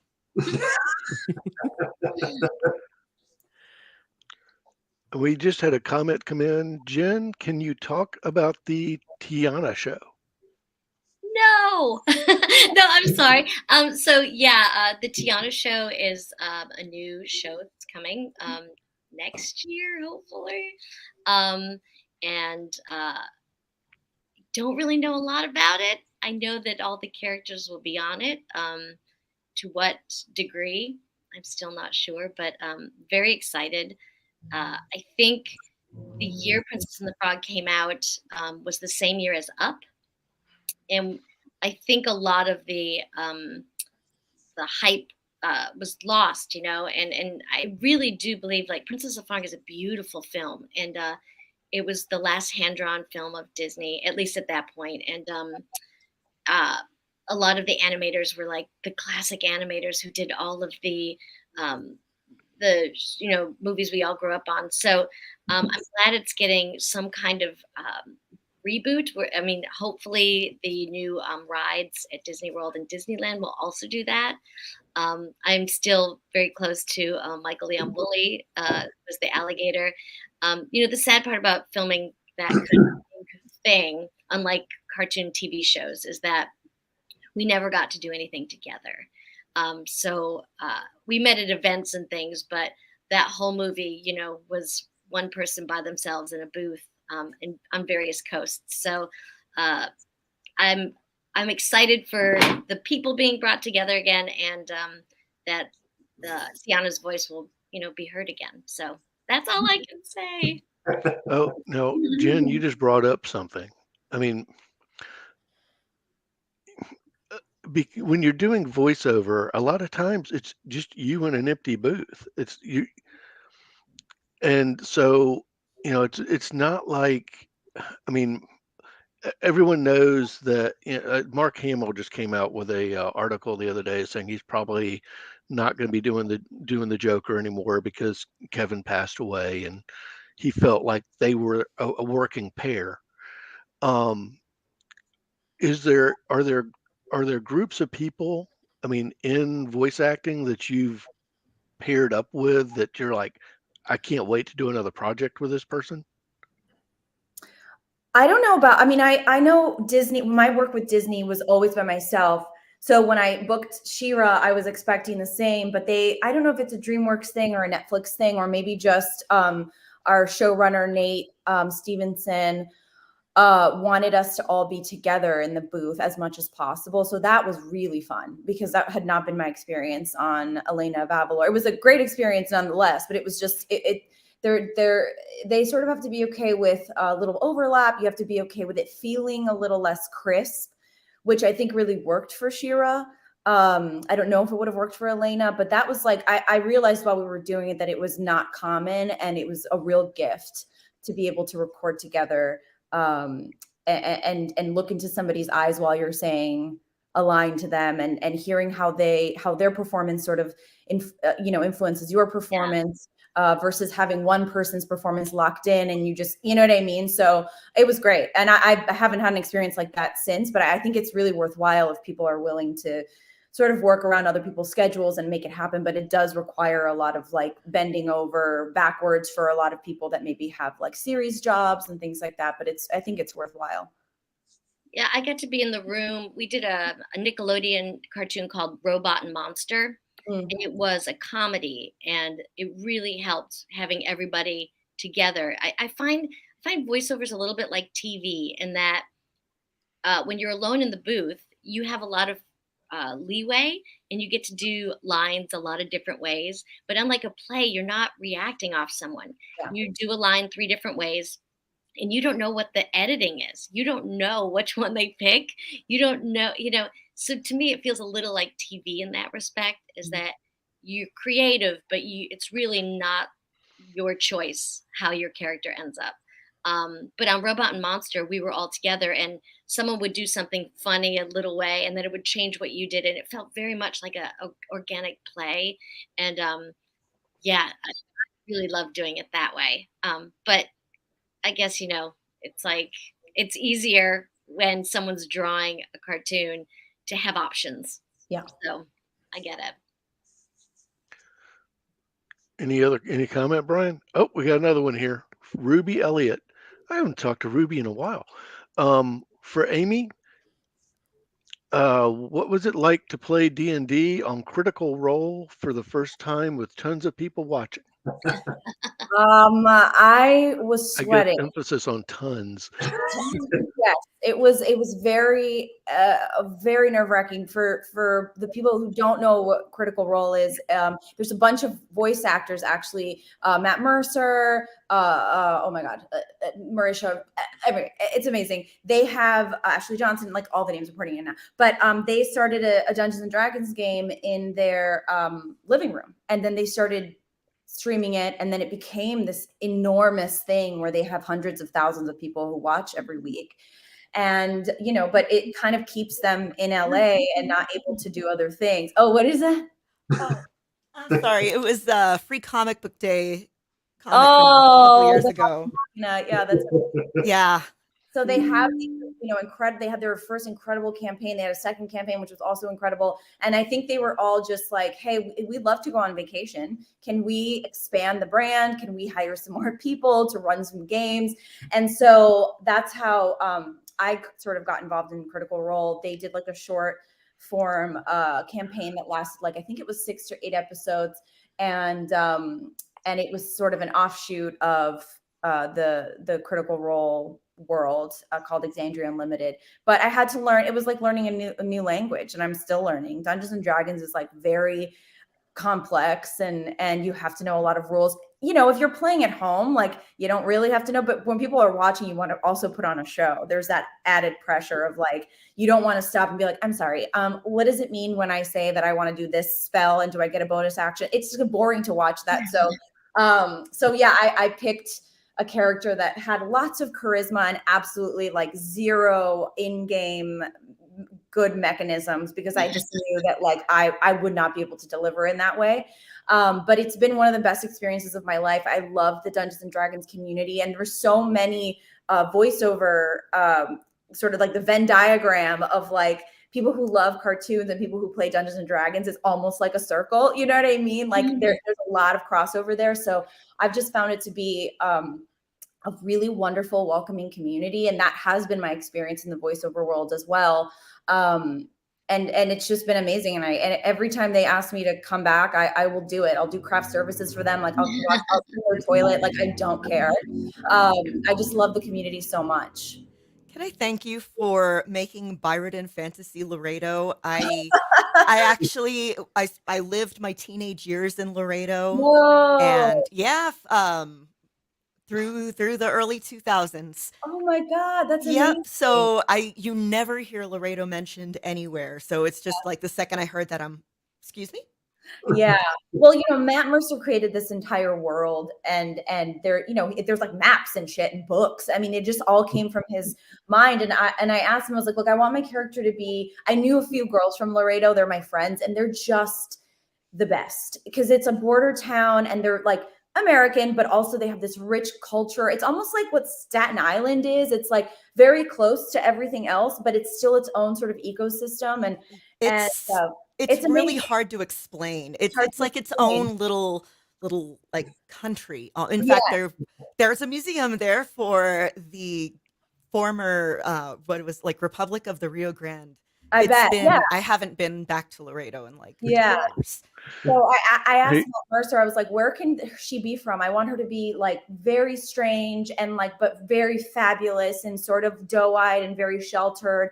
And where could she be from? And he was like, how about by Rodin? We can make that. And then, you know, and that's it. But it was just so fun. Quick side comment of my own based on what Aimee was just saying. It makes me wonder where YouTube should have been when I was a kid, because as a high schooler, I took Latin.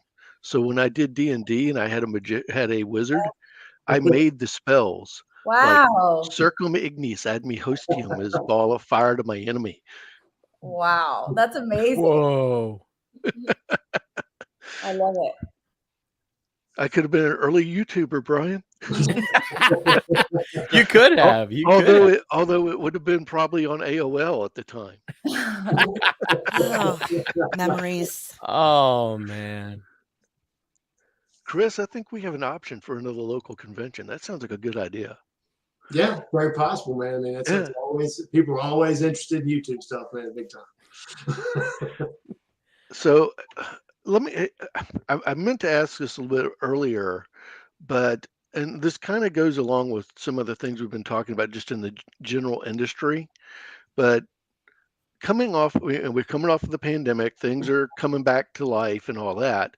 But I also noticed, I was actually looking forward to a show showing up on TNT, and I've realized that there's a lot of shows that are being canceled, and they're claiming, they're taking tax write-offs or whatever. And as a CPA, I understand what they're doing, but I also question it.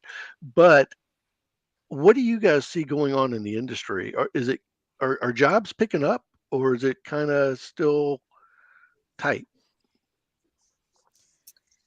Well, I'll start being the New York girl. I live also right in off of Times Square, so I could tell you a little bit about that industry. In that, for 2 years it was dark.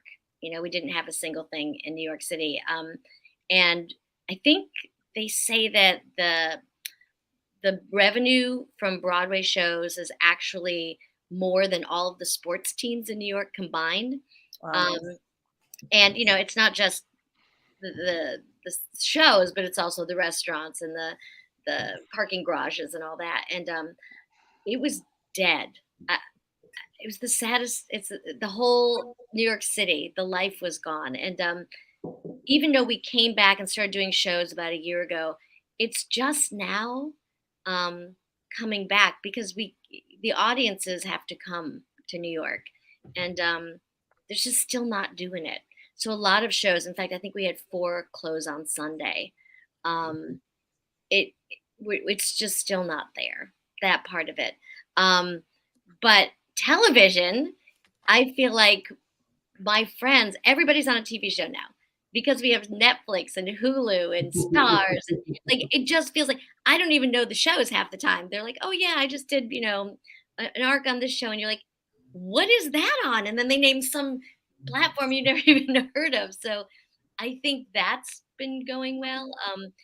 The whole pandemic, I think, has opened up, at least in New York City, the television, the world that we didn't have before. For indie audiobooks, at the beginning of the pandemic, it was this really frustrating place of there's all of a sudden so many people unemployed who are like, hey, maybe I can get into this. So there's just this glut of new narrators showing up. But it costs money to make audiobooks. And if you're an indie author who's doing your indie audiobook, that's coming out of your own pockets. And it is not cheap to produce an audiobook. People way underestimate how many hours of work it is to record this, let's say, 8-hour book, plus the editing time. It's going to be at least 2 to 3 times as much time as the whole story is to record. And then again, maybe 3 to 4 times that to produce. So there was so little work for a while there. Last year was the worst year of my career so far. I'd only did 2 projects, 2 audiobooks. I did a couple of dub projects. But you're starting to get people are having money again. We'll see how long that lasts. But yeah, it helps to, again, be on a series. I am currently working on the 2nd book in a series about the effects of it's a fiction book about sex trafficking. And I'm about to start a trilogy about a psychic all-femme polyamorous trio. And I did so many of those, all of the romance series where it's like, okay, well, there's these brothers that all have to get married. And so each book is a different brother or cousin or friend or whatever. And, that kept me in business for like 2 years working with this one author on a couple of different series. Oh, that's cool. And yeah, it's starting to equilibrate again. But I know with the limited stuff that I have with voiceover and the voiceover community and VO Twitter, the pandemic opened up so many, people from everywhere. You didn't have to move to New York or LA or Dallas. You could record if you had access to a good studio, or if you had your own home studio and good quality audio, you could record pretty much anything. And with, again, the own voices thing, you started to get a lot more people trying to cast authentic representations of whether it's a disabled character, autistic character, minority, queer, whatever. So it was incredible to see that open up, and you're starting to see it try and close again. So as not quite an outsider, it's been really interesting watching that all again try to equilibrate.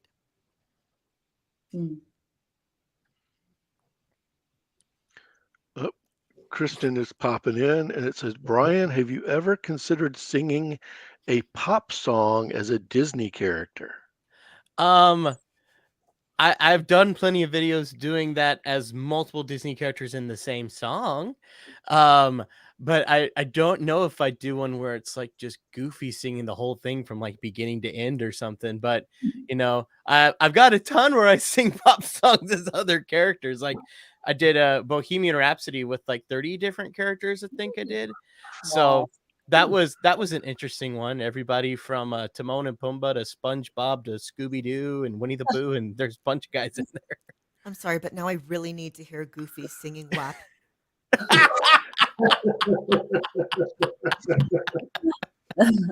That's just like the best karaoke trick ever. Like I remember once going to a karaoke bar and some guy got up and did, I don't know if it's like, do you hear the people sing something from Les Mis where it's like a ton of characters, like one of the last songs, and he did like all, you know, different characters in that one thing. And I just thought it was the best thing I'd ever heard. It was so fun. It was so funny. So I would just pull that out every karaoke night if I had that skill. Oh, it is a lot of fun, especially with a bunch of people who don't know you can do it. Yeah. And then you I do it. bet it's just amazing. Oh, it's pretty fun. Funny thing was, I figured out I could do this in middle school or high school, and it became a thing. There were a few lunch times at that time where I just ended up going from table to table to table to table, just putting on little shows at lunch, just because people asked for it. And then the next table heard, it's like, oh no, come do that over here. So it was definitely interesting getting that thing that used to just, you know, drive all the teachers kind of crazy is now my job. So yeah, I'm so curious, Brian. Do you are you like, do people come to you to do voice match a lot? Like, is that part of it? Does that translate into your skill set? Okay, that's so hard. I just can't imagine being able to do that. It's so hard. Yeah, what's really interesting was there was one episode of Tangled the series that I was on, and it was one episode Rapunzel got like sent back in time, and everyone saw and heard her as a teenage one of the Stabbington brothers from the film. You remember the big dudes who were with Flynn Rider stealing the crown? So everyone saw and heard her as this teenage Stabbington brother, but Ron Perlman, who does the voice, didn't want to come in to do it. Yeah. He didn't think he could get the voice high enough to sound like a teenager. So I had to do the voice of Stabbington brother as a teenager, as if Rapunzel was saying it. So Mandy Moore recorded her lines for those. So I had to hear her in my ear and then say that as a teenage version of Ron Perlman, as Rapunzel would have said it. God. So it was, that's so many things going in my head. Yeah. You know, you have this voice and you're trying to really get that down. And then you hear Mandy Moore in your head, oh my gosh, oh my gosh, oh my gosh. So I'm like, oh my gosh, oh my gosh, oh my gosh. That's amazing. That's so great. I'm dying to hear Chris's Joker impression now. I just feel like Go ahead, Chris. Do it. I do a very tribute. I do not try to mimic the master, but I do a tribute to Mark Hamill. Okay. Because I have done hospital visits as part of a character group as the Joker. Wow. So I was able to go to Le Bonheur Hospital twice as the Joker. And Mark Hamill's voice is perfect for that because kids love him and all that. And I do another one that's a bit of a darker, more original sort of take on it. But so this is my ode to Mark Hamill Joker voice. You know, there are times as I look out my window and I look at Gotham City and I think, it's mine. Harley, get the car. Insane. That's so good. That is fantastic. Namaste. Thank you so much. Wow. So actually, Lauren and I are working on a project because I've been doing voice acting more as a passion. I've been in education and nonprofit as a career for a very long time. But this was I was in theater very, very briefly in college and high school, but voice acting just became my theater passion. And so we're going to be doing some very small, some very original content stuff. And I've been very lucky that we've gotten some actually great actors, people that are Batman was in Army of the Dead. He is a stunt actor. His name's Les Price. He's done a lot of independent and some mainstream horror movies. So he's coming in to do our Batman voice, and it's just a project. We're going to do about 2 or 3 of them a year, but they're very short form, just for fun. But what we're going for is professional quality. So everybody again, and for some people, it's getting their name out there, but for other people, it's like, you know, everybody wants to be Batman. Everybody wants to be the Joker. We'll try to do it on our own. There is a couple more comments that I've seen, and I missed one. Stephen Kirk, I deeply apologize, my friend. He's asking if people can talk about their home recording studio setups. I know for for me at least, where I am right now is my recording setup, but I'm very lucky where I moved into. We ended up building this room into the house. So three of these walls plus the roof have soundproofing in them that we put into to get it as soundproof as possible. So that way I don't have to do a whole lot to the walls, but the floor is carpeted. The ceiling has got eggshells from the entire length of the whole thing, eggshell foam. And then, so yeah, that makes it a lot easier. I can kind of record anywhere within the room pretty much, and I get really decent sound, which is great because I'm not only just doing audio for voice work, but I'm also filming videos and whatnot for YouTube, and we're doing podcasts and other things like that. So it's nice to have the entire room really good, pretty good sound quality that I can record anything from home. I can do my own projects from home. It's pretty much it's a space that I can do whatever I need to in it. And I've got this mic that I use for live streaming and stuff like that. But then I've got my really good voiceover mic with like a TLM 103 and stuff. But yeah, it's a lot of time, and this was a lot of years getting to the point where I can have something like this. But I started off with just a bunch of towels in my closet, trying to hide a little space with my laptop, just like, I hope I don't bug the neighbors. I have a New York studio. I like to call it. It's a closet. Right now, this is like my kit that I take on the road. But I have a half of a closet that is soundproofed and not great. It's still, when I'm in there recording and there's a siren in New York City, I gotta pause. There's no soundproofing good enough. But I think most people in New York, because we don't have a lot of space, have found really creative ways to make do with about a foot of space up and down. This is my first time out of a closet. I have previously had really very, very cramped closets where I hated recording in the Texas summers, especially my very first one, because our air conditioner was right next to where I was recording. So we had to turn the AC off every time I was recording. Oh, it was terrible. Yeah, currently this room, I'm in the process of sound treating it. I have my really nice sound absorption panels that I got myself for Christmas 2 years ago up. And I have, this is my Rode NT1 mic. It's served me very well. I previously used a Shure, and I use an Onyx Producer 2.2 mixer, and I'm currently using a DBX. And I just got our Blanking on the name. admin Anyway, yes. time warning, so Mine is real easy in that it doesn't work, which is maybe why I don't book a lot of voiceover work, which is my closet or my car. And I have no fancy equipment. Yeah, so I should get that on that. well, it is now 1:57. Actually, it's 2:57 by my time, but hey, who's counting? I just want to say thank you for everybody for showing up, helping us raise some funds for the Ritter Foundation. And with that, they're probably going to be running our promo ad in just a minute. But I wanted to thank everyone for showing up, and it's been a wonderful time talking with everyone. Thanks so much. So much. Thank you. Thank you all. Bye. Bye. Bye. Bye. Our charity partner for this year's Multiverse FunRaiser is the John Ritter Foundation for Aortic Health. They exist to spread awareness of aortic health and prevent unnecessary suffering through genetic research, widespread education, and radical advocacy. Simply click on the link at our website, www.themultiversefunraiser.com, that says donate here, and that will take you to our Just Giving link. All donations go directly to the John Ritter Foundation for Aortic Health. As a bonus, every $10 donation that you give enters you into our sweepstakes to win fantastic prizes. All information can be found at our website under giveaway. So thank you for watching and thank you for supporting.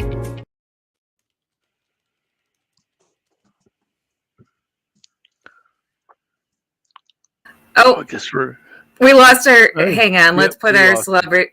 No, we have Brian. I'm sorry. Brian, we still got him. Okay, It's all Brian. Carlin forgot to ask. Where can we find you? You guys can find me at Brian Hull's Voice on just about every platform: Facebook, Instagram, TikTok, YouTube, all the things. You can find me there, and yeah, hope to see you there for more random awesomeness. Wonderful. Thank you so much for joining us. Thank you. Chris, where can we find you? You go to my website, chrisjowers.com. The voice companies that I've been with, Chatterbox and Spoken Signal, there's links to all their stuff, and it's absolutely free. These are people that do it for the love of the game. So please feel free to know my writing, my upcoming projects that Lauren and I will be doing together. We'll be starting off there as well. All right, and Lauren. So you can find my website at lwsalinas.com. It has links to everything I've done. You can find me on Twitter at Sithwitch if you really want to see me post pictures of possums and yell about wrestling. And I can be found, well, hopefully now, weekly again, on the Legends of S.H.I.E.L.D. podcast on the Gonna Geek Network, talking about the Marvel Cinematic Universe. We will be recording tomorrow morning before all of the events start, so excellent. There's no conflict, but you can find us at legendsofshield.com. Wonderful. And Jen and Aimee are out, but Jen is jencody.com, jen-cody.com, and Aimee is aimee-carrero.com. So please look up all these amazingly talented actors. You all rock. Thank you so much. I'm going to kick you all out and bring in our next host and guest. Thank you. This was a wonderful panel. Thank you, Carlin, for no hosting. problem. Looking forward to tomorrow. Bye-bye. Bye. Hey, Brian, show up for tomorrow. It's going to be fun. Okay. Yeah. It's B-list comic characters. Yeah, that is I'm going in that to be. panel. Yes. I'm looking forward to that panel. Yes. All right. So let's bring in our interviewer, who is my good friend, Steve Fischer. One sec. Sorry. Okay. Hi, Steve. How you doing? Good. How are you? Good. Thank you for waiting patiently for no your problem. panel. Oh, sure. And we're also going to bring in our guest, Armin Shimerman, who is just beloved in geek circles. Welcome, Armin. Welcome. Thank you. That's quite an introduction. Can you hear me? Yes. I can hear you well. Yes, we can. I'm going to pop out and let you two chat. I just wanted to introduce you. I also want to say that I was introduced to you on Buffy. And even though you played the villain, I still love you. You played a fantastic villain, like just absolutely fantastic. Thank you. It was a great pleasure to be on Buffy, and I missed those people. Yeah, I can imagine. So thank you for being here. I'm looking forward to your interview. I'll be in the background pulling the strings with the comments. So, all right, go to it. Bye-bye, Kelly. Bye. Well, hello there, Armin. For all the people that are out there, this is Armin Shimerman. You may know him most from maybe Star Trek Deep Space Nine. He was Quark. You may know Dr. Nefarious from Ratchet and Clank. Kelly was just alluding to Principal Snyder from Buffy the Vampire Slayer. He's been in lots of television shows. He does Shakespeare. He teaches Shakespeare. And some other characters that you might not know. There are characters named Morgan DeWinter, Kelly Edwards, Dr. John Dee. These are characters that Armin has created as an author. And a lot of people know, oh, he's Quark, he's on TV, but he is an author and he's written a whole series of books. And I think your first book, was that the 34th Rule? No, my first book was Merchant Prince. Oh, okay. And the 34th Rule was a collaboration with David. We we tried to sell it as a episode to Deep Space Nine. They didn't buy it, so David suggested we write it as a novel, and that's the 34th rule. Okay, very nice. And then I know the Merchant Prince series. You have the Merchant Prince, Outrageous Fortune, and Capital Offense, and they came out in the early 2000s. That science fiction. I've read it. I love it. And why don't you tell us who the main character is? Dr. John D. Why don't you tell people who John D was in? Right. Well, the Merchant Prince series it is science fiction, and it deals with an Elizabethan character, as Steve said, Dr. John D. John D was a real person who had the largest library in England at the time. He was a scientist. He was an engineer. He was a mystic. Elizabeth asked him. He was also an astrologer and astronomer. As an astrologer, she asked him for the most propitious day for her to start her reign, Elizabeth I, and he proposed, I believe it was November the 17th. I believe that's the day, and she got crowned on that day, and attributed her long run to many things, but one of them was that she had been crowned on December the 17th. John Dee was a courtier in the Elizabethan court. He taught a lot of people about science. He tried to help to find, I believe it's latitude. Was he latitude or longitude? I don't remember. He was just this great Renaissance man who, unfortunately, has gone down in history as somewhat of a kook, because he spent most of his life trying to communicate with angels. And unfortunately for him, he had several people who went into trances. They were called screers. And they told John Dee that they were communicating with heaven. And he set about asking heaven questions. And in the course of the years that he worked with these screers, he formed a dictionary called the Enochian Dictionary, which was the dictionary of angelic language. And because of those endeavors, history has not looked kindly on him. But in the recent 75 years, people have found him and are very awed by the scientific and engineering things that he was able to accomplish. It is also possible, and that's what my present books are about. It's also possible that John Dee interacted with William Shakespeare and may have been responsible for some of Shakespeare's successes. Certainly, John Dee is considered to be the role model for Prospero in The Tempest. Many people consider Dee to be the person that Shakespeare was thinking about when he wrote The Tempest. Very nice. And so I know for those people that might not know the Merchant Prince series, it is a science fiction series, and not, no giving spoilers away. But I will say that John Dee is transported from his Elizabethan time to the year 2099 and has to try and figure out this whole new How world. to get back. Yeah. And this whole new world. And I loved the dynamic of him seeing things and being told things, but still thinking supernatural. Like, he's got computer monitors that he can see what's going on, and he thinks there must be a demon inside somehow showing him things, because he can't understand technology. And I really thought that was really fun. And I liked that he, throughout all three books, continued to speak in the Elizabethan tongue, and people always would, you have a funny way about your speech. Why? And that's how he spoke. Right. One of the things you mentioned earlier, that I was a Shakespeare teacher, and I am. I do quite a bit of that. In fact, I just came from one just moments ago.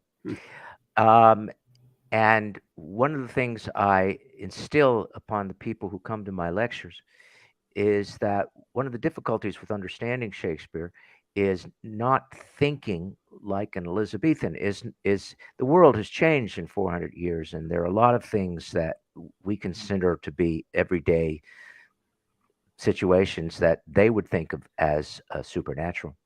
So my attempt in The Merchant Prince was to keep that Elizabethan way of thinking and speaking while he's involved with all this modern technology in a modern world.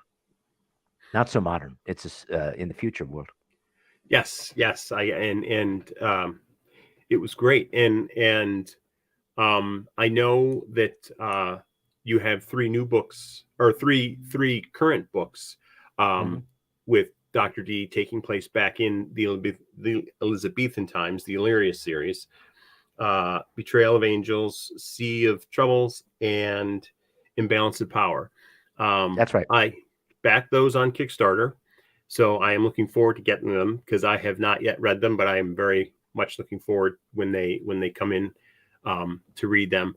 What is it? Because I know you've done a lot of TV and theater and whatnot, but what was it that made you want to start writing? It's the other way around, actually. I wanted to write long before I wanted to be an actor. Okay. And if I may put it this way, I was seduced by the dark side of the force, and was convinced that I was a workable actor. So, but I always wanted to write, and I got the opportunity to do it. I was sitting at a Star Trek convention, and next to me was a man from a publishing company, an editor and a publisher. And he asked me if I would be interested in writing, and those early ambitions rose to the fore. And I said yes. And he put me in contact with a very good writer named Michael Scott from Ireland, who has written a lot of fantasy novels and is a wonderful writer. And Michael and I sat down and worked out the plot for Merchant Prince, the first Merchant Prince novel. And I've been writing ever since. The first book was with Michael Scott. The second one was with Chelsea Yarborough, and the third the third book that you mentioned, I wrote by myself. But with Michael, because I was a beginning writer, he wrote about 40%. Excuse me, he wrote about 60% of it. I wrote about 40% of it. With Chelsea Yarborough, I wrote about 60% of it. She wrote about 40% of it. And as I said, for the third book, it was completely me. And in the new set of books, what I call the Illyria series, that's all me. And again, I'm dealing with an Elizabethan character. However, it is not science fiction. It is a political period piece, a mystery piece.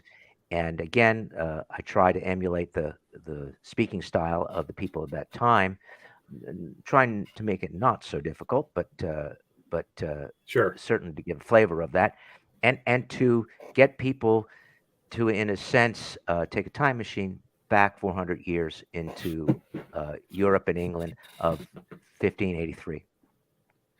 Well, we have a question from Kristen Mary. She wants to know, what is your favorite Shakespeare play?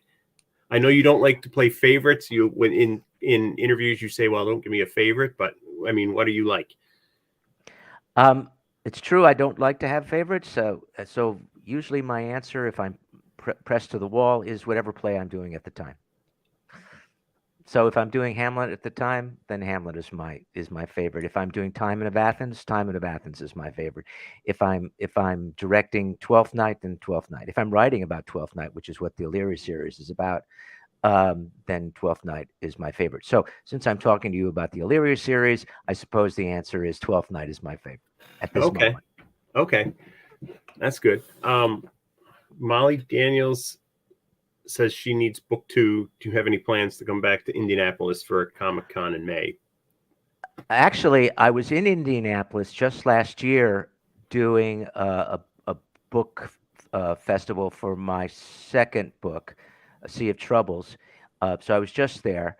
I don't believe I'm coming back to Indianapolis this year, but I will mention, since obviously Molly comes from Indianapolis, that I proposed to my wife in Indianapolis, and I have very fond memories of Indianapolis.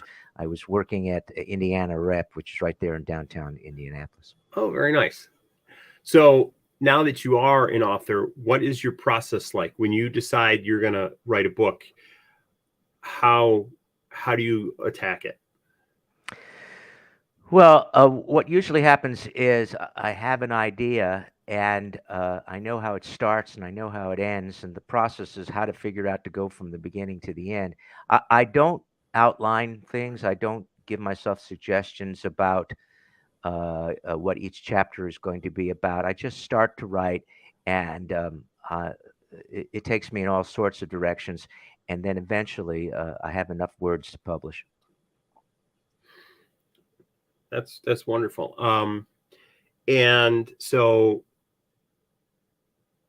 what is it, I guess, in Shakespeare? What is your big draw to the whole Elizabethan era in all Shakespeare? And Okay, that's an excellent question. Excellent question. Why am I drawn to Shakespeare? It started in high school when I got to do Claudius and Hamlet, very young Claudius, and I was gobsmacked by the language and what was being said, and I'm still gobsmacked. I'm still in awe of how Shakespeare writes and some of the incredible insights he has into humanity. I suppose that's why certain TV shows are more dear to me than others, because they deal with the insights into humanity. But writing is my way of putting ideas together in a well-formed way. The putting together of a perfect sentence is my idea of heaven, and I aspire to that. And if I keep at it long enough, I hope to create some lines that are of the same merit as Shakespeare or any of the great writers. good. I like It's that. a bar too high.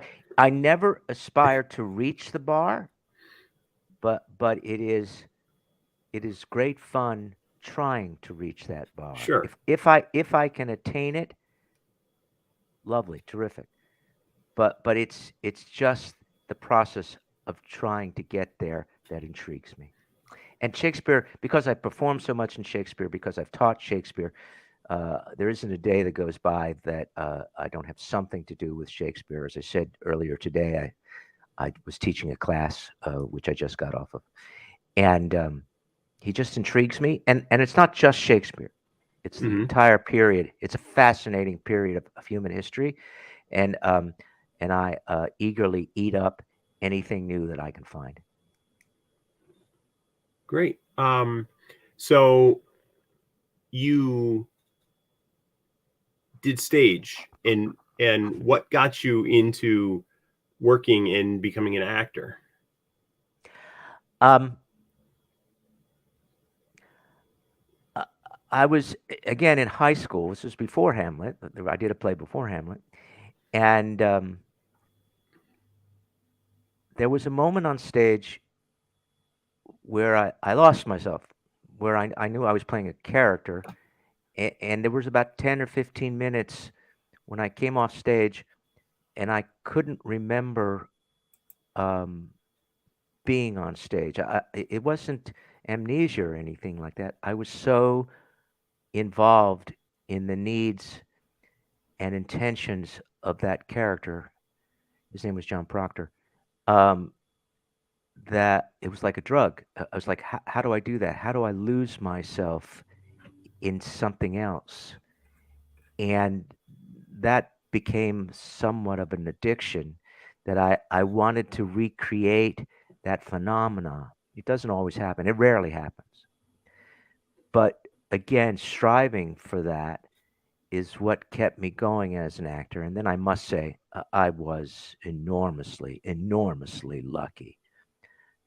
As a young man, and even as an older man, I was constantly being given work, either that I auditioned for or because people were aware of my past work. And so it was just being offered to me, and my profession is a very difficult one, difficult for people to achieve any success in, to make a living in, Mhm.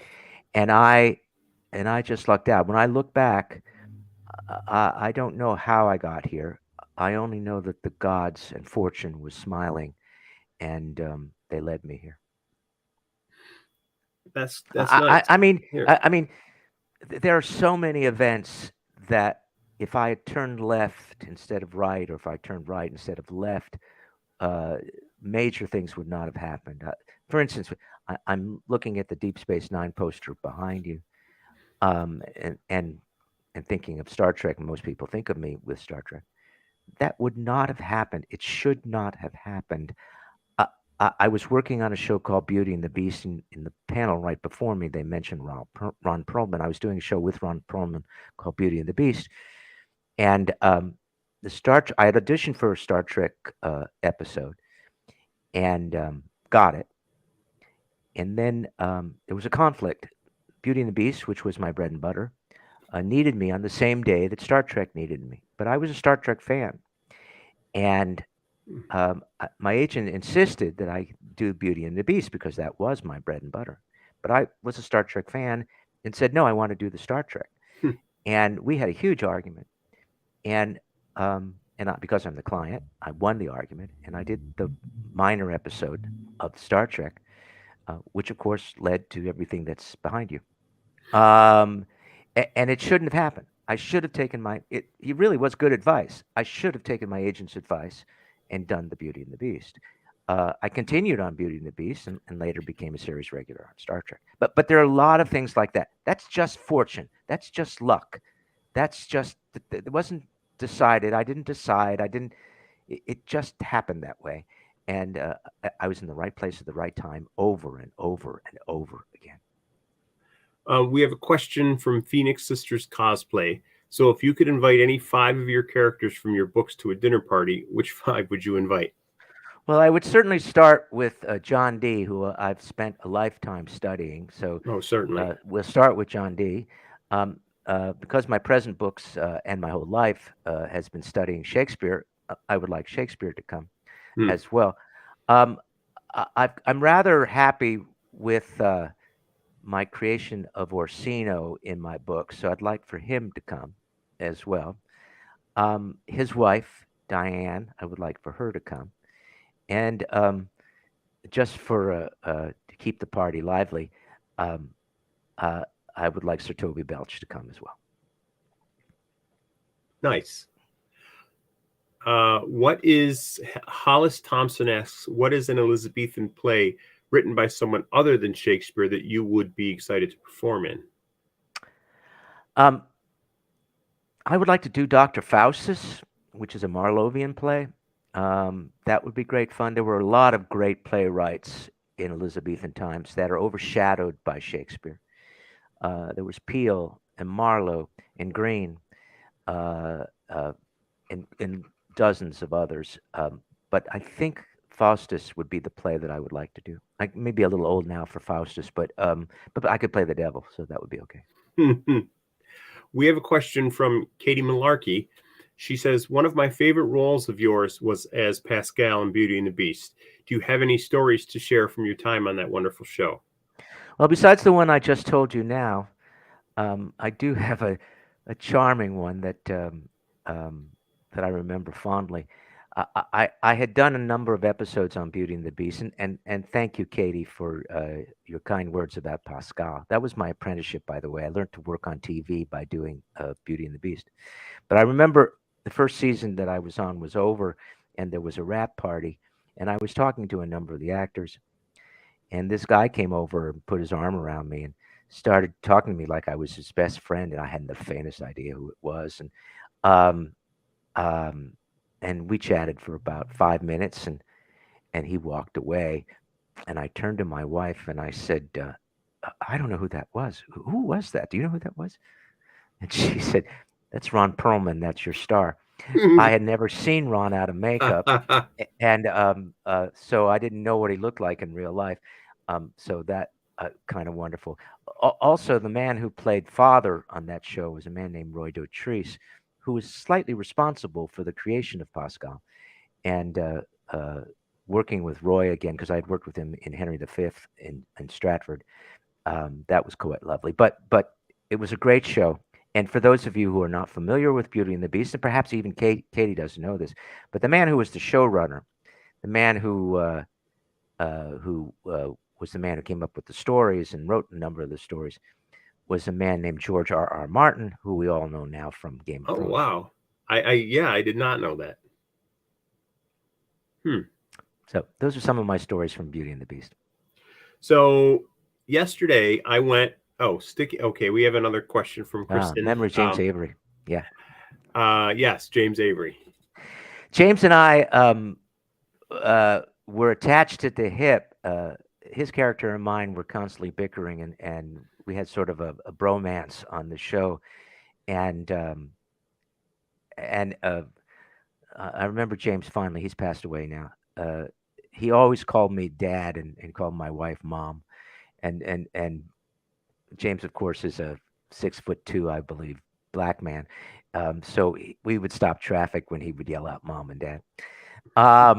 But I loved working with James. He was phenomenal and very kind. He had done a lot more TV than I had. And as I said, working on Beauty and the Beast was my transition from the theater to TV.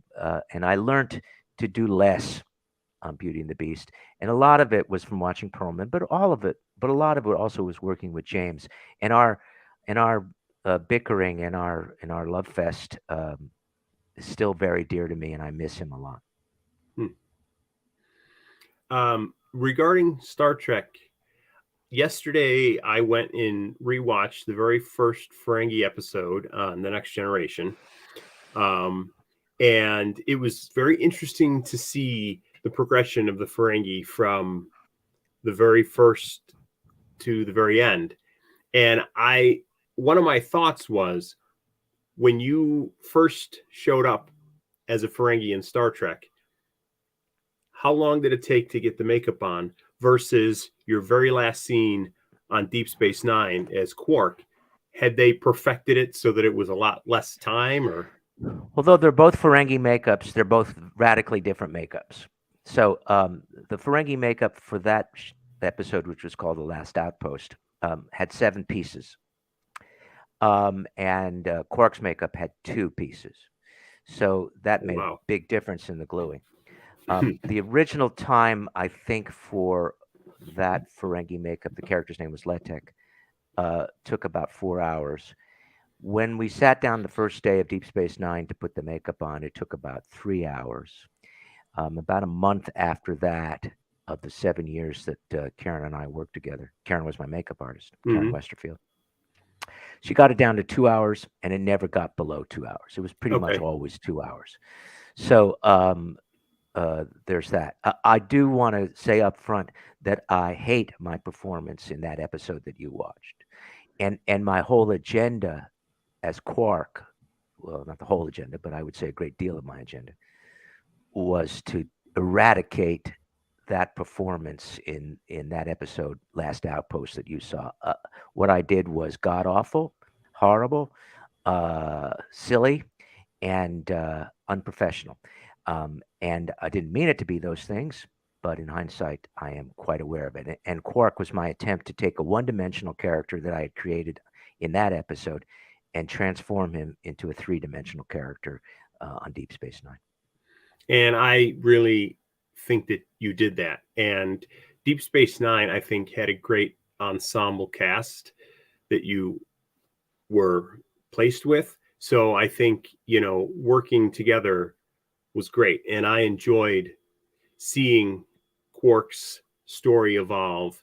I enjoyed seeing the how you played off with the other characters and the other Ferengi. And I did hear something about how whenever there was a Ferengi heavy episode, you would bring all of the Ferengi cast over to your place to. Can you talk about that a little bit? Sure. One of the things that was very obvious to me and all the other characters who recurred as Ferengi was that once we put the head on, we went deaf. those big ears were like, big earplugs, Hmm. and it was very difficult to hear, which makes it difficult to act if you can't hear what the other actor is saying. You certainly can see what the faces are doing, but you can't necessarily always hear them. So early on, and it wasn't just for the Ferengi, Renee who played Odo, and I would get together often in the beginning as well. So what I did was I invited all the characters, the actors, to come to my house for the weekend, and we would rehearse the scenes. Now, this never happens in television. First of all, professional actors don't do things for free. They want to get paid for it, and I wasn't paying them anything except giving them food for lunch. But they knew that they needed to have this extra rehearsal in order to give the very best performances that we could all possibly give. And we did that for 7 years. We would indeed on Ferengi heavy episodes get together, work out what we were going to do, discuss how the director might want to approach it, work the lines. Because one of the other things about wearing the head was because we were encased in all that rubber, our heads got warm, and I could only equate it to what people feel like when they have a head cold, and your head gets sort of and you get a little dreamy, and Sure. things begin to wash in front of you. And we knew that after about the 8th hour, usually our days were about 12 hours, so usually about the 8th hour, we were working on fumes. And so we needed this rehearsal to allow us to put some sort of muscle memory and mental memory into our performances in the scenes that were coming in after the 8th hour. That was essential, or we would have given less than perfect performances. I did not want to fall into the same trap that I had fallen into in Last Outpost. And they kindly, more than kindly, heroically, came to my house and did it month after month after month. And I'm very grateful to their professionalism. It seems like it would be very helpful, especially with not being able to hear. Yeah, it was very helpful, and if we succeeded beyond the pale, it's because we took the time and wanted to put in extra time to make it as good as possible. Understand, the Ferengi are not the Vulcans. There's an instinctive respect for Vulcans and like species. Ferengi are at the bottom of the hierarchical ladder, and in order to gain some modicum of understanding, of respect, of interest, we knew we had to work harder because of the roles that we were given. I mean, a lot of people hated the Ferengi on Next Generation, and rightfully so. And we knew we had to work hard to be considered a peer to the other species. You mentioned Odo, and I will say I liked the dynamic that when the series started out, you and Odo were very much at odds, and you were always the lowest of the low, and he was, Mr. I'm in charge. And by the end of the series, well, you didn't hug, but you seem to have a much more mutual understanding. And can you tell me, like, maybe what was it like working with Rene Auberjonois? Very good. Excellent pronunciation of his last name. Thank you. A lot of people get it wrong. What was it like working with Rene Auberjonois? Divine. He's a crown prince in the American theater. He's done performances that are still talked about, legendary. I was it was always an honor for me to work with Rene. That said, I did a play with Rene before we did Deep Space Nine, Mm-hmm. and I didn't much care for him in that play. I did as a person, not as a character. He did a great job Oh, on okay. stage. I just didn't like him as a person, mainly because we had nothing to say to each other. We there was no reason for us to talk because we had no scenes together and all kinds of things. So I felt he was a less than congenial person at the time. And when I got the script and knew that Renee was going to play Odo, I thought, oh, this is easy. Quark doesn't like Odo, and my God, that shouldn't be hard to play. Then, again, luck, fortune. The makeup department decided to sit Renee right next to me in the makeup trailer.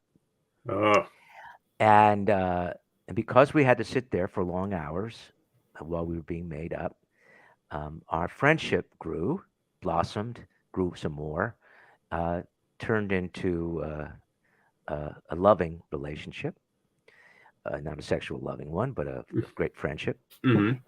And we became extraordinarily good friends. And the writers, being no fools, saw that relationship in dailies. They didn't necessarily choose a particularly loving instance for the final cut, but they saw several times where perhaps we were a little more kindly to each other than the script indicated.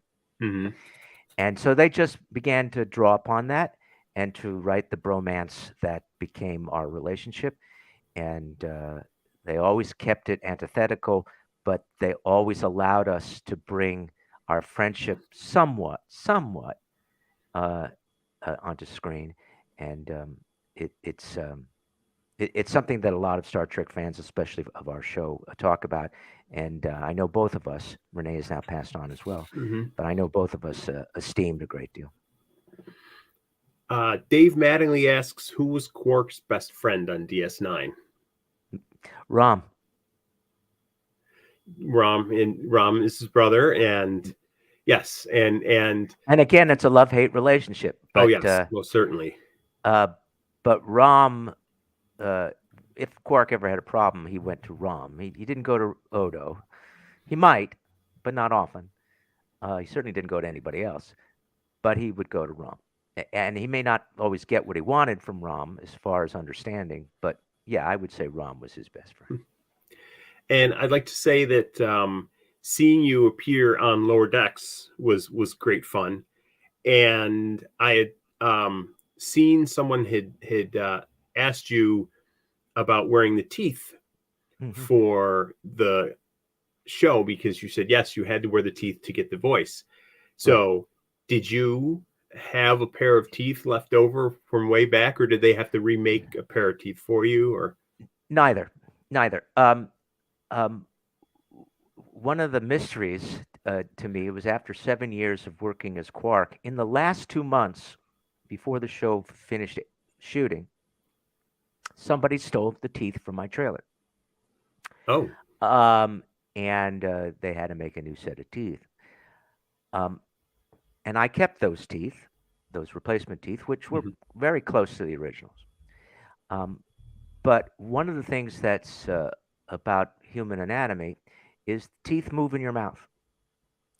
And for the years that my prosthetic teeth lived in their container, they lived there while my teeth began to move. Okay. And years later, when I needed them for something, they didn't fit. They didn't fit over my present teeth or the teeth at that time. And I realized I had a project coming up. It was a voiceover project where I needed to wear them, and I knew it wouldn't sound like Quark without the teeth, and I knew the teeth that I had just were inoperable. So I have a niece, Natasha, who was going to makeup school at the time, and I asked her to create another set of teeth for me for that project that was coming up in the future. And she did, but she was a student and not a professional, and they fit. That's the good point. But they didn't have the same makeup as the teeth that I used on Deep Space Nine. Mhm. So when I was asked to do Lower Decks, I knew again I had to have teeth. I didn't want to go through the process of making a new set of teeth, so I used Natasha's teeth. Now they don't make me sound like Quark as much as I'd like them to. Not Natasha's fault. It's just the way Sure. things work out. So yes, I did wear Natasha's teeth for Lower Decks, but when I watch the episode, I go, doesn't sound right. Doesn't sound right.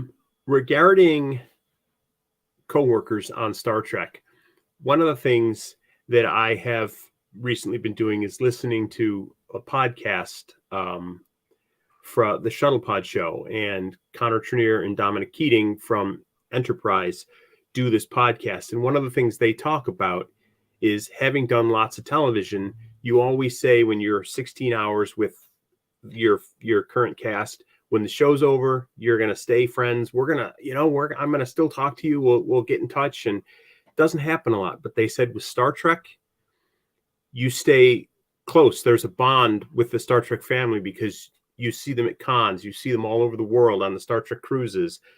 And I wonder if you could talk a little bit about that. It's absolutely true. Conventions and cruises and interviews, because Star Trek is meaningful to a lot of people, we have lots of opportunities to get together, and we do get together, and it does keep us as friends. Some are more friendly than others. Some shows were very friendly. On my show, we have a lot of actors who live in different parts of the world, so the only time we see them is at conventions. And some of our actors don't really do conventions, so I don't see them as often. But a lot of the other casts do see each other, and most of those other casts from the other shows, they all live in Los Angeles, so they see each other in town, and they do get together. But yes, we are a family, and some of our family we get to see more than others. And but we do stay a family because of those things that Dominic said. But in the only difference, because it's in my mind, and I do want to say it. Sure. It is that all the people that I work with are very, very, very close friends of mine. But Renee was special.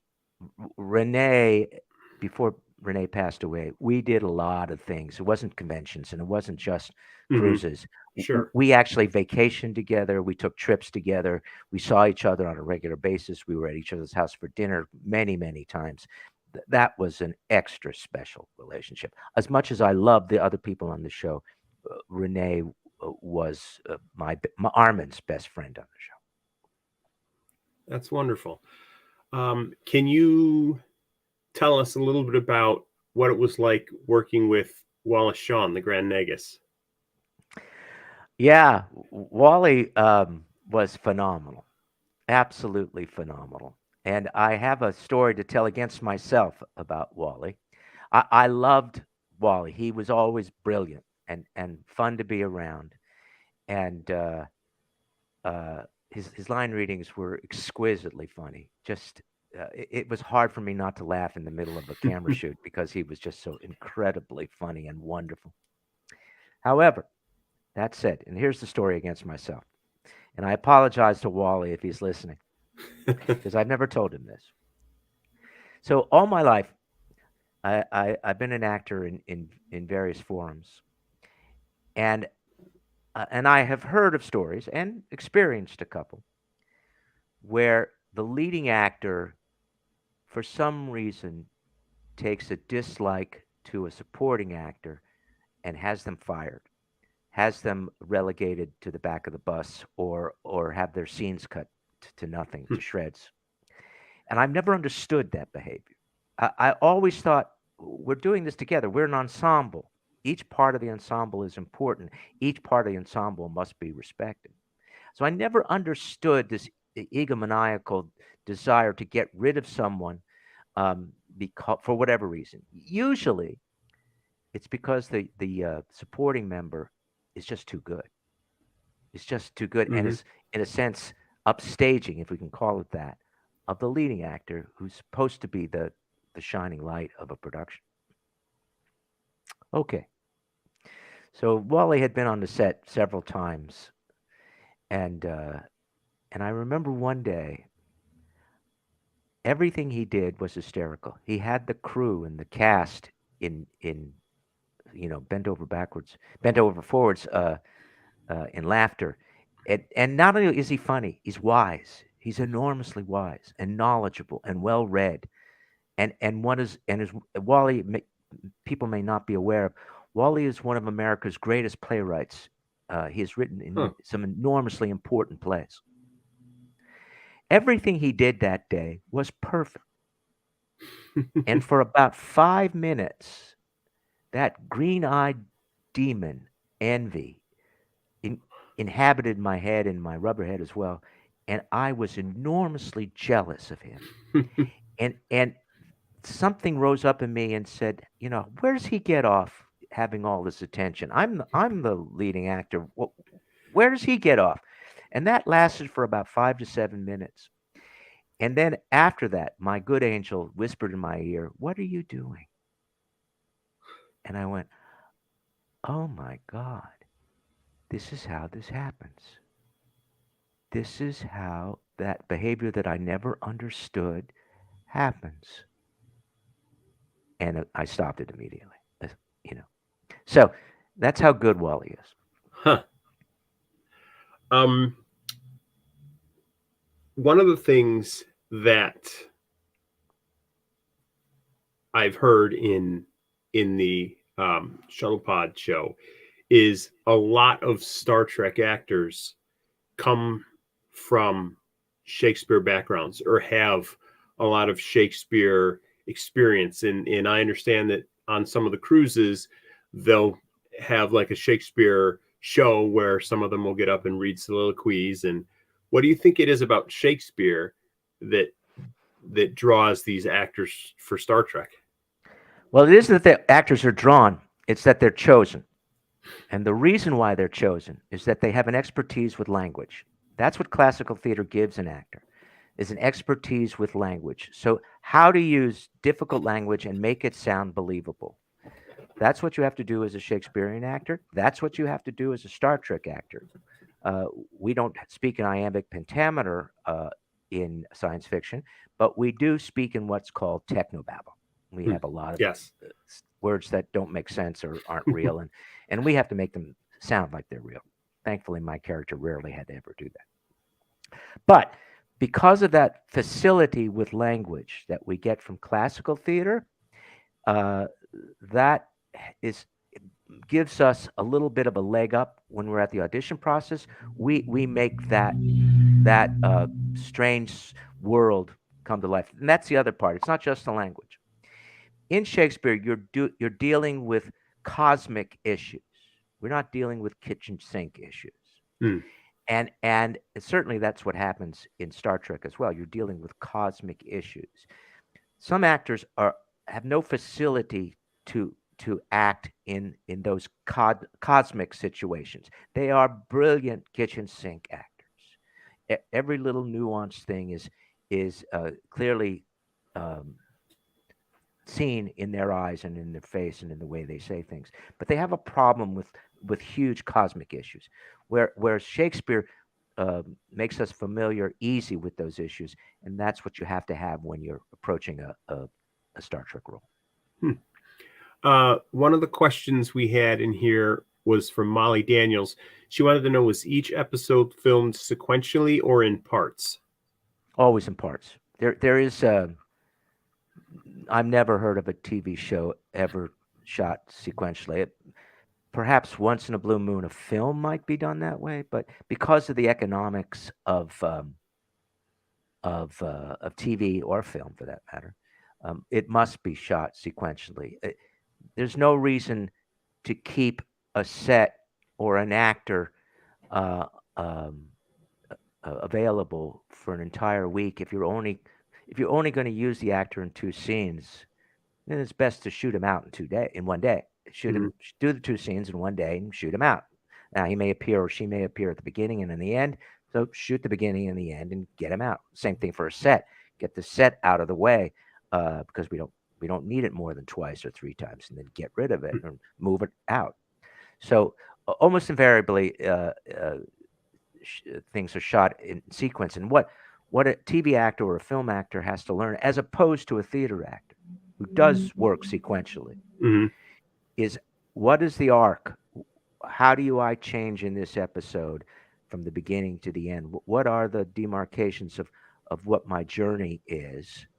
And that you have to learn as you're investigating the script when you first get it. How do I change? And then try to remember that, so that if you're shooting the middle of the scene on the very first day, what got you there and how far do you have to go? Sure. I know when you were doing Deep Space Nine in Quark, you were also at the same time doing Principal Snyder on Buffy the Vampire Slayer. And can you say what it was like to be Quark on one day and Principal on the next? Long days, very long days. And again, luck. My contract said I could not do any other program but Deep Space Nine. Okay. My producers allowed me to do it, and not just Buffy. I did a dozen or more shows at the same time, and yet my contract said I was not allowed to do that. I suggested this to some of my friends on Voyager who attempted to do the same thing, to go on to other shows while they were doing Voyager. And they had a different showrunner than I had. And they were forbidden because the contract said they couldn't do it. Again, luck. But what was it like? Okay. It was a great advantage to do both shows. Despite the long hours, and there were long hours, there were at least 2 days where I worked around the clock, where I came to work for Star Trek at 5 and finished Buffy at 5 in the morning. Why was it an advantage? I don't know how to explain this to people who aren't actors, or even to actors who have never experienced this. It was like doing repertory theater. One day you're playing Hamlet, and on another day you're playing Malvolio. They're two different characters and two different sizes of roles. And what happens is you don't get bored with the role that you're doing because there's another role to play. There's another role that takes your mind off of the role that you're initially committed to. And it allows you to regenerate and rejuvenate your juices so that you go back and you want to have as much joy with the first role as you did when you first started doing it. I must tell you, after 7 years of Star Trek, all of us were a little tired of our characters. We were happy and very good at performing them, but we were a little tired of performing them. My being able to do Snyder on Buffy and the other roles that I was able to do rejuvenated me so that I was probably less tired than anybody else at the set. Kristen Marie asks, okay, so you were on an episode of Hooperman with John Ritter.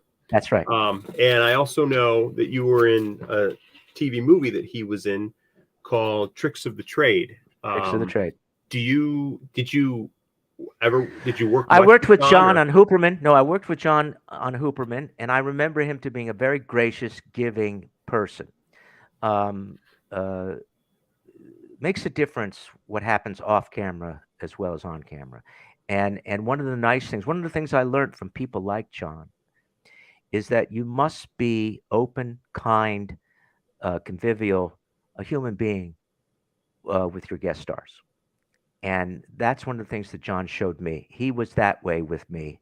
Couldn't have been nicer, and I enjoyed the experience tremendously. Now, it's a long time ago, and I don't have any specifics, but I do remember he was a joy to work with, and I'm sorry that I didn't get to work with him more. Dave Mattingly says, I've noticed that two role benefit Quark and Principal by being involved in rocket science, preaching, and improv comedy and radio all at once. The energies build on each other. That's right. That's right. The energies build on each other. This is a good way to put it. Thank you. Yeah. So one question that I have is, you've done cons, you've done lots of Q&As. Has there ever been something that in the back of your mind you wished someone would ask that no one's ever asked about that you want people to know? Sure. It's a good question. And since I'm interested in my books, I'm going to say I wished you had asked me more about my not my Merchant Prince books, but my Illyria books. So I am going to take the advantage of that right now. Okay. I am a novelist, and I do more writing recently than I have done acting. So I'm flattered that people are interested in my acting career, and I'm glad to talk about it. But I am a novelist, and I'm very proud of the books that you have pictured there right next to your ear. And my books are wonderful time machines to go back in history. And if you're interested in history at all, if you're interested in a fascinating era, which the Elizabethan era was, I hope that people will go either to my website, www.arminshimerman.com, and purchase the books there, or they can, and my website will direct you to www.jumpmasterpress.com, which is where my publisher is, and you can buy the books there. A lot of people have been kind enough to say that they're fascinating novels. They learned a lot about history. They learned a lot about characters. That they're about history, but they're also comic. They do have to deal with the comic characters of Twelfth Night, and I know a lot of people said that they learned a lot and they laughed a lot. So that's a question that I wish was asked more.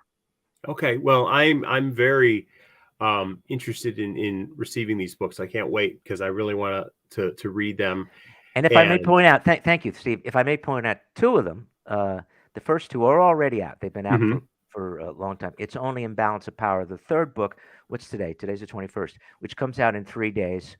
And if you order it on the 24th, you should be able to get it on the 26th. Now, do you go out and do book signings? I have, yes, and that's what happened in Indianapolis last year. I go out and do book signings that my publisher arranges, and it's great fun because I mean, usually people come to me because they know of me as an actor, and then when they start reading some of the books, they come back to me and say, "I really like this. This is really good." You know, we're all of us are capable of doing many things, and all we have to do is find out what those things are that we like to do, and do them. And writing is that for me. As I said, it was my original ambition, and I have much more to say now that I have white hair than I did when I was a young man. That's good. So, do you think in future novels you'll stay with the Elizabethan?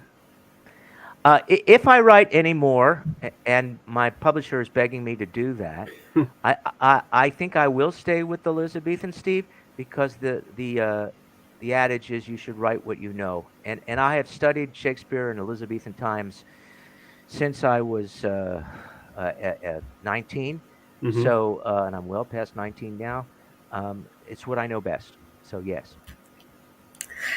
All right, and sorry to stop this, but we are at time. Armin, you've been such a wonderful guest. I've really been enjoying this, and I'm going to have to check out your books because they sound amazing. Sorry, I'm getting ring light glare. So again, repeat your website for anyone who Sure. may have missed it. It's relatively simple. Just have to spell Shimerman right. It's www.arminshimerman, as it is written there on the screen, .com. Go to is it books or shop? You go to shop, which is there, and it will give you the option to buy 1 book, 2 books, 3 books. The triplet, the box set, as is pictured there next to Steve, is available, as I said, come the 24th. But you can buy them individually, or you can buy them as a box set, and I hope people will enjoy them. I know many people already have, and I'm very grateful for that.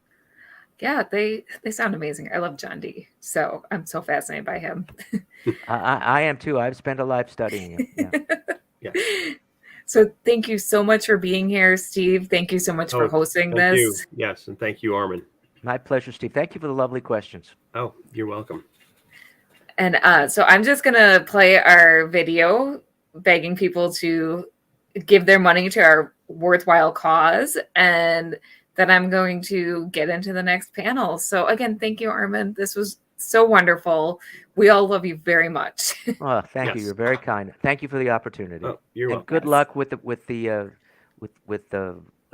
charity, because I know you do good things, and as I say again, John was a terrific human being. He really, it sounds like he was both off screen and obviously he touched all of us on screen. So thank you. Bye now. Bye. Our charity partner for this year's Multiverse FunRaiser is the John Ritter Foundation for Aortic Health. They exist to spread awareness of aortic health and prevent unnecessary suffering through genetic research, widespread education, and radical advocacy. Simply click on the link at our website, www.themultiversefunraiser.com, that says donate here, and that will take you to our Just Giving link.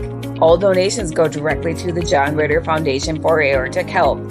As a bonus, every $10 donation that you give enters you into our sweepstakes to win fantastic prizes. All information can be found at our website under giveaway. So thank you for watching and thank you for supporting. All right, welcome back. I hope you all are enjoying today's show. We've had some great panels. This is the last panel of the day. I'm going to see if this will work so I can switch us into Cosplay Cafe mode. This is Cosplay Cafe. I'm Kelly Guentner, one of your two baristas. Welcome, Crayle. Hello. I am so glad that you're on screen. How are you feeling? I'm okay. Do we want to explain what happened? Let's do our intro and then we'll explain. So keep watching, y'all, if you want to hear about Crayle's mishap. So first of all, we're going to be talking about charity and cosplay. I am going to roll our credits and then we'll go from there. Cosplay Cafe is sponsored by... Not that one. It's been a long day. It's been a long day. Oh my gosh. Opening credits.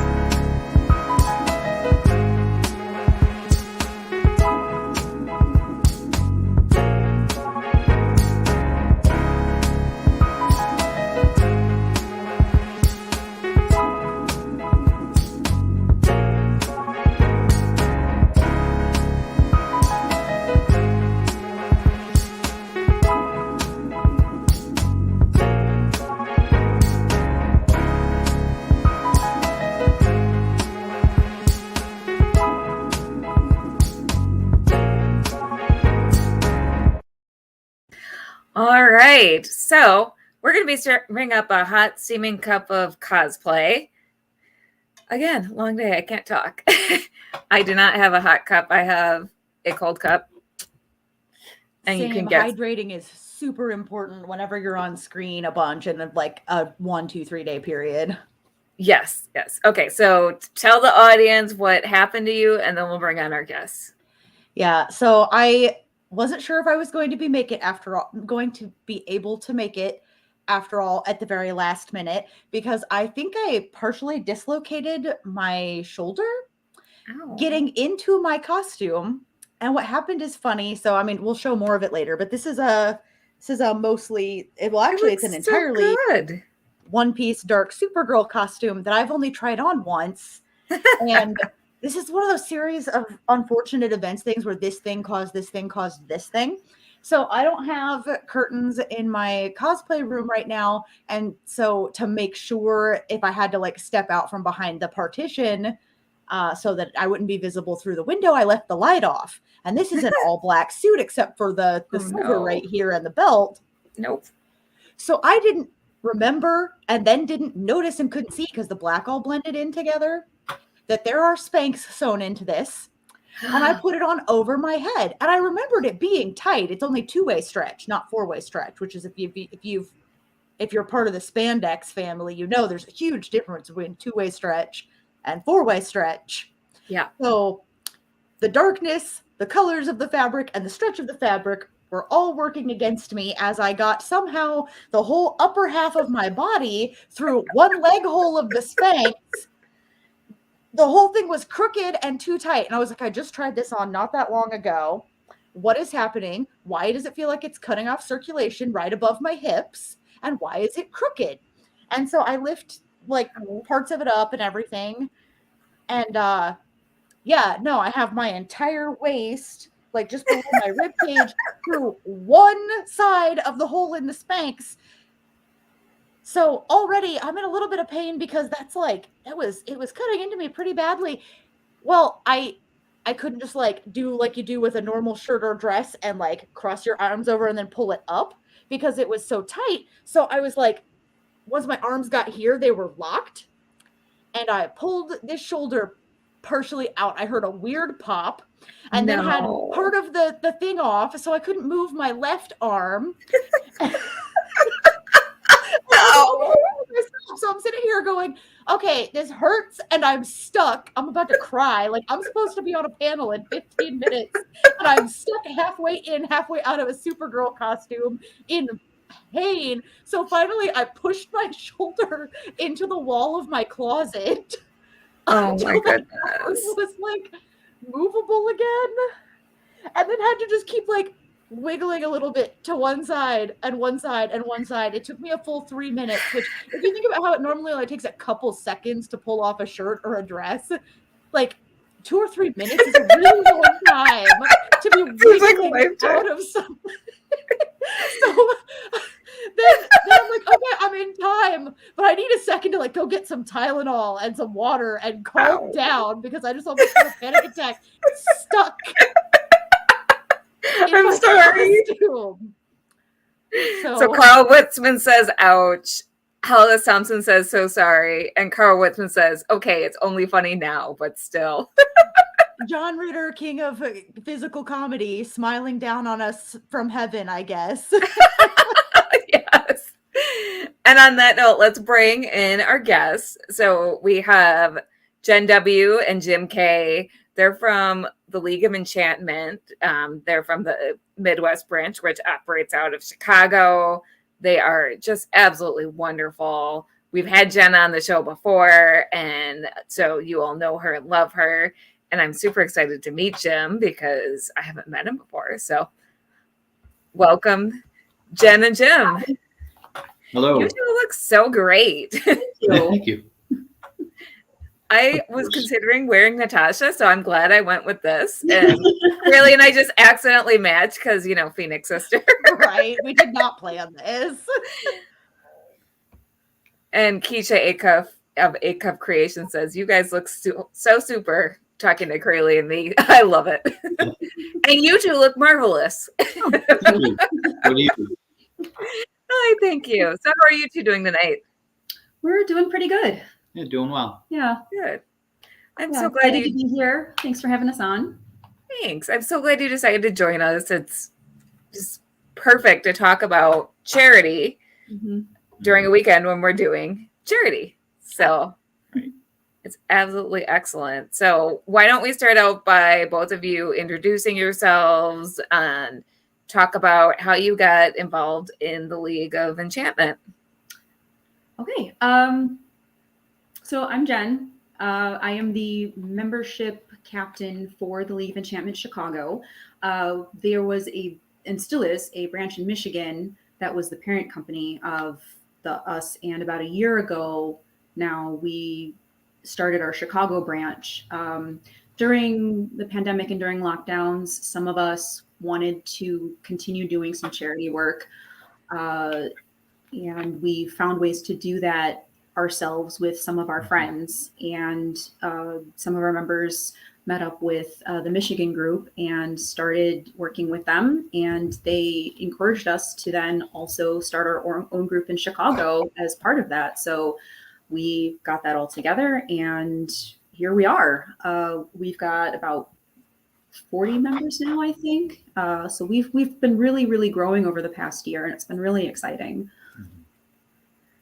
That is very exciting. I just joined. I still have to do an event with you all, but It'll happen.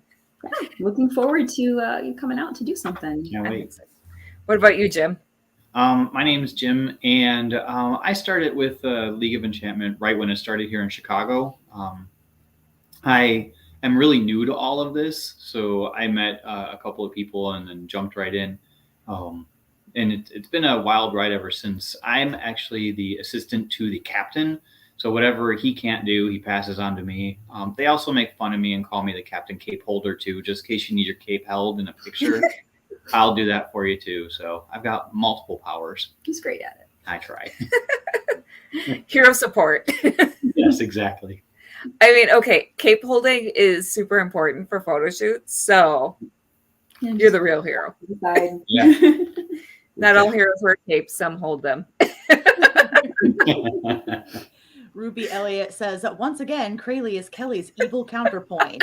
So for those of you who don't know, the reason we're called Phoenix Sisters is because Kelly cosplays in the standard green. I mean, there's nothing standard about it, but in the green, like default Phoenix suit. And I frequently cosplay in the dark Phoenix suit, and our migraines linked up, which was a sign that Phoenix was first starting to lose control to the Phoenix Force, was really bad migraines. So that's the short version.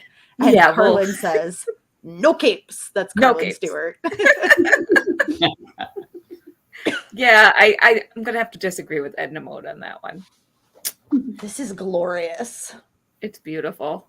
I love it. I love capes. I know I don't have one with this, but I could have a cape.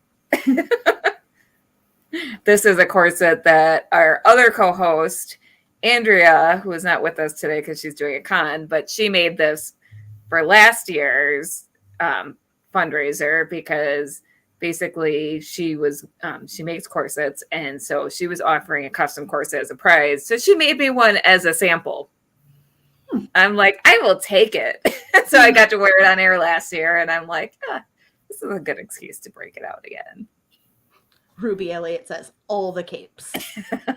Ruby Elliott is excellent at making capes. If you don't follow t-shirt cosplay, you should. She's always like, well, I don't post there as much as I should. But the stuff she does post, like, she makes stuff out of t-shirt material. And she's always like, it just seems easy to me. And other seamstress people are like, no, jersey knit is terrible. How do you do this? Are you a magician? So, yes, she is. So, Jim, I'll let you go first. But since we've heard Jen's origin story, the Jen I'm going to ask you to repeat it. How did you get into cosplay in general? Oh, this is a story. So, my cousin, she asked me to come to her grandson's grandson's birthday party.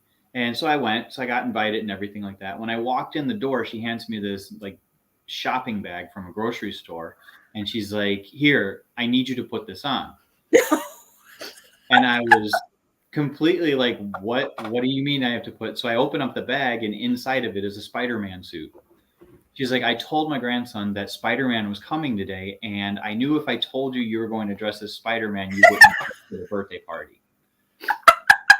So now I'm at the party. It's like almost a 3-hour drive from my house.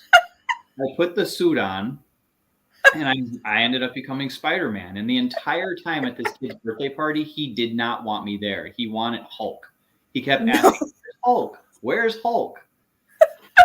So my cousin ended up giving me the Spider-Man suit, and that was my first cosplay I ever did, was Spider-Man at some of the events that I did. And then from there, I got addicted. So now it's like I've got quite a few different costumes, and it all started with Spider-Man at a birthday party for being forced into. I was literally held against my will. That is a terrible and amazing story. I wonder if that's how they got Patrick Stump to do the Spidey and His Amazing Friends theme song, is that they didn't tell him what he was actually there for and then held him against his will because he'd already driven into the studio. Oh, no. Wow. So that's something in common. Headcanon accepted. My nephew and niece are super into that show. And I'm just like, this is sounds like Fallout Boy. This is Patrick This is Stone. Fallout Boy. Yeah. Oh man. And the kids really love that show too. I also do Spider Gwen and Ghost Spider. And she's been getting so much more attention at events. It's been wonderful. I've gone from, and who are you, Spider Woman? And to like all the kids go, go Spider, go Spider. It's wonderful. Aww. It's fantastic. It is adorable. It's great. Yeah. Carlin Stuart says suckered punch cosplay. I love it. So Jen, how did you get into cosplay? I don't. I was in Halloween. I mean, I've been a kid since. I've been wearing costumes since I was a kid. But gosh, what story? It's like, how does it begin, really, in terms of like what my first costume was, and it's kind of grown out of a Halloween habit, really, and then like, oh, people wear costumes to conventions. I'll wear costumes to conventions. And the first like event that I did was Phantom Menace. A friend of mine said, hey, we're going to go see Star Wars in costume. Let's go get our costumes made. So I got the Padme costume made from like the purple one, not anything super fancy, but like from the end of the movie.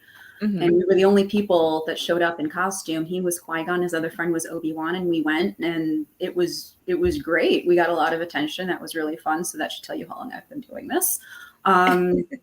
And then it just kind of grew from there. I took a break for a long time because, I mean, obviously I had other things going on, but like actually getting into the charity aspect of cosplay was probably 2018, late 2018, I think. I signed up with that with a charity group. I went to the library with my nephew and signed up with them and did Captain Marvel for charity cosplay. And she's really my primary character is Captain Marvel.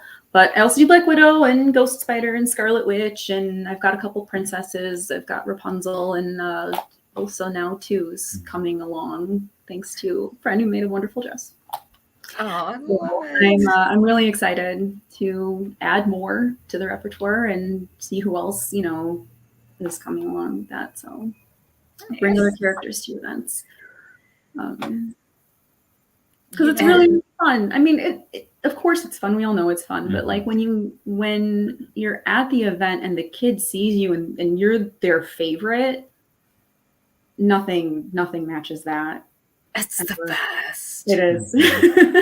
It's the absolute best. I got the chance speaking of Captain Marvel, I got the chance to befriend a mom whose kid was having a really hard time with not being in school, and Captain Marvel was this kid's favorite.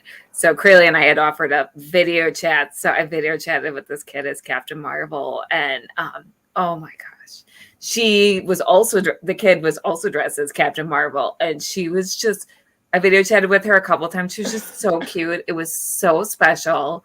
And the first time she was like crying as she was telling me about how hard it was for her, how much she missed her friends, and I was able to help her have some bring some comfort to her, and and then she talked about the lessons she learned from Captain Marvel about being brave, and like you pick how like she fell on her bike and she picked herself back up because that's Captain Marvel does, and that's what these heroes mean to kids. Mm-hmm. It's and stuff like that. I'm like, that is why I do it. That's what. It makes it worth it. Makes it worth all the tears over and the hot glue burns and the tears over like, well, how am I going to build this? I don't know, but I'm going to figure it out because it's so heartwarming when that happens. Because when I was Spider-Man at one point, we did one event and this little boy was so scared, and he was just terrified of being in this big room. He was terrified of all these people dressed up and strangers. It took me about 15 minutes to get him to warm up, and I remember his name and everything. And eventually he got so warm, he stayed with me. He held my hand and walked around, and I introduced him to all of my other superhero friends. And next thing you know, he's wanting to take pictures posing as Spider-Man. So I got a whole bunch of pictures with him. I remember that event. Yeah. That was really fun. It's so great to see, because that was like the year after lockdown when things were just starting to come out again. So these kids who are so young, all they've ever really known in their recent memory is, stay away from strangers and don't talk to anybody. I mean, That's hard. And then to see familiar characters in person, it's like, no, Spider-Man belongs on my TV. Spider-Man does not belong right in front of me. What's going on here? And it's overwhelming. I mean, you did such a good job just getting on his level and like talking to him and seeing him and meeting him where he's at and then bringing him around. A lot of our members do that. We've got a lot of great people who really know what they're doing and how to connect with the kids, which is really what it's about. Yeah, it's like a different kind of fun responsibility cosplaying around kids because there are so many stories. Like we were even told one not that long ago by someone, it didn't even happen to them at a convention. They were dressed as Superman for a different reason, where if a parent gets separated from their kids and you're in costume as a hero, they might come up to you and be like, help me find my parents, because they've been told, go to an adult you trust. Yeah. You're supposed to be representing this character who helps people. So it's a responsibility, but it's fun and it's cool. That did happen at a convention to me. Not a lost kid, but there was a woman there. I think she brought her niece, and she was fairly young, not like super young, but like, I don't know, maybe 7. And she was just really overwhelmed from being at C2E2, which is such a huge convention. It's a huge dealer's room. There's a lot going on. And she's like, can you just talk to my niece? She comes up to me as and I'm Captain Marvel. And she goes, she really loves Captain Marvel. Can you talk to her and just kind of let her know everything's going to be okay? And I'm like, yeah, sure. No problem. And this was like, not even in the capacity of League of Enchantment. This was just me hanging out, like waiting for a friend. And I'm like, yeah, sure. Of course. I don't know what it was about me as opposed to anyone else, but I'm happy to do that. So I talked with her and it was great. And she felt a little bit better. So that's what we like to do. Love that. I did.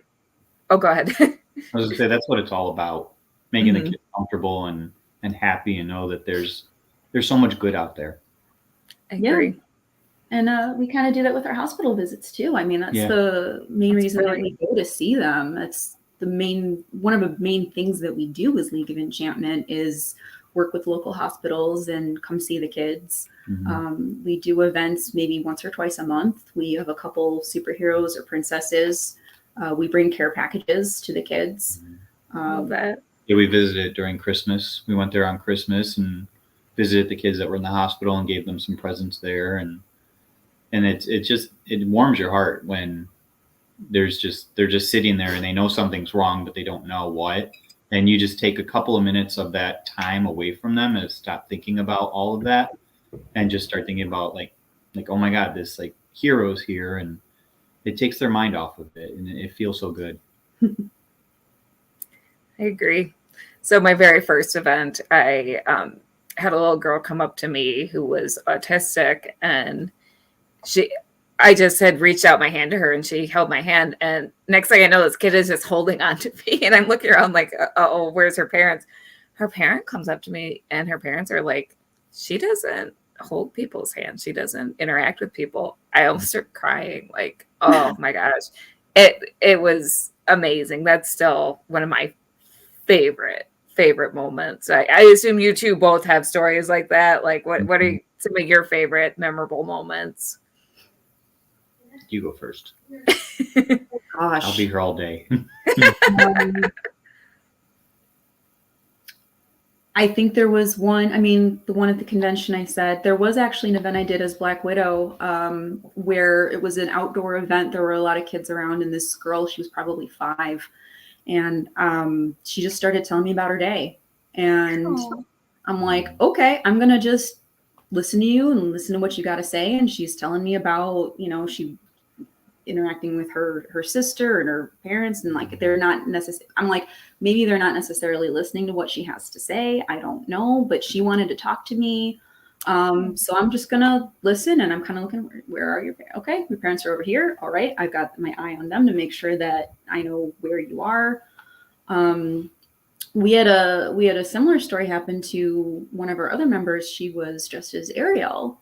And this girl comes up to us at a library event, and the girl just kind of plops down and brings her a book and was like, kind of read me a story. Yeah. And I came across them and I was like, wait, where's the parents? Okay, we're just going to hang out here until this happens.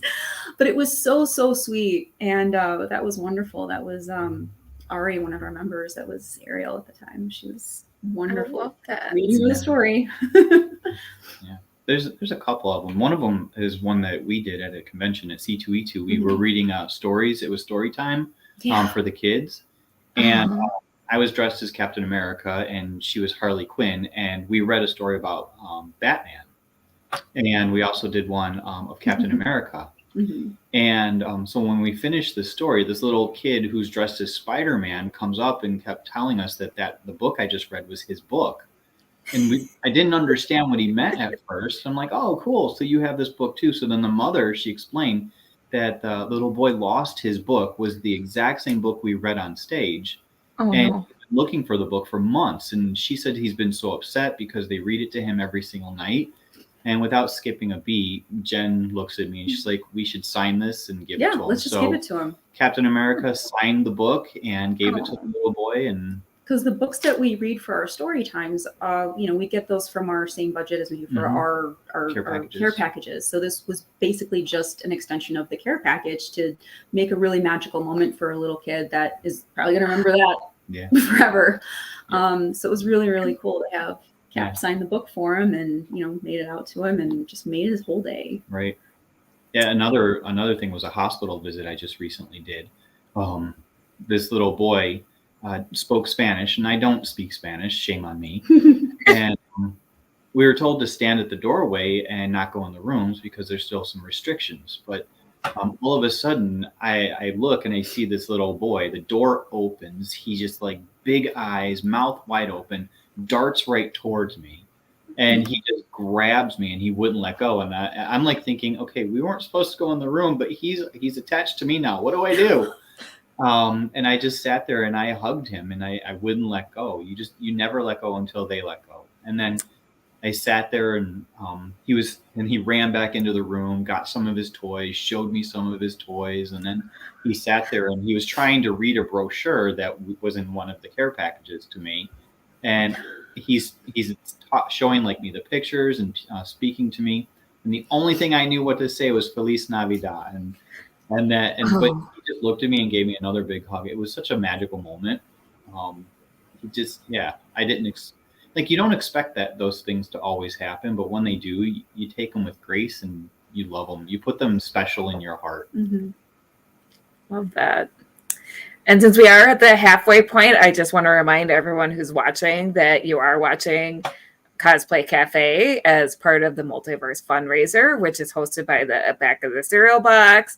We are raising money for the John Ritter Foundation for Aortic Health.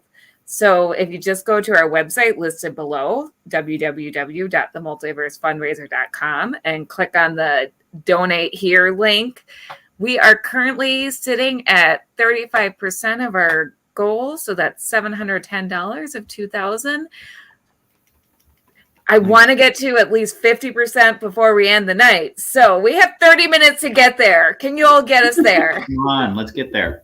Let's get there. Also, if you donate or if you've already donated, you are eligible for our sweepstakes. Every $10 is an entry. We've got a lot of great prizes in there. Just make sure, even if you kept it anonymous, just send your receipt to phoenixscosplay@gmail.com. We've got a lot of people who have been really generous and kept their donations anonymous. But if you want to be eligible for those prizes, we can still keep you anonymous. We'll just add you to the drawing. So let's... Kristen Marie comments, hold on my mouse. There we go. Comments. Lauren says Loki is her favorite. Aww. I love you. Thank you. It's actually kind of neat. You don't expect Loki to be a popular one, but in recent months, people are coming up to me and just talking to me, and Loki's becoming popular. I think Loki's always been popular. He has, but he doesn't want to get too involved with it. Well, and this show really has elevated Loki. Oh yeah. Oh yeah. Also, it's kind of strange having finally been in cosplay long enough for me to see some of the ebb and flow of popularity of characters now, because I'm coming up on my 10-year anniversary, right? And no one knew who Liberty Bell from the Justice Society of America was when I started. Like nobody, like one person at a con would recognize me, and I would love how I made that one person's day.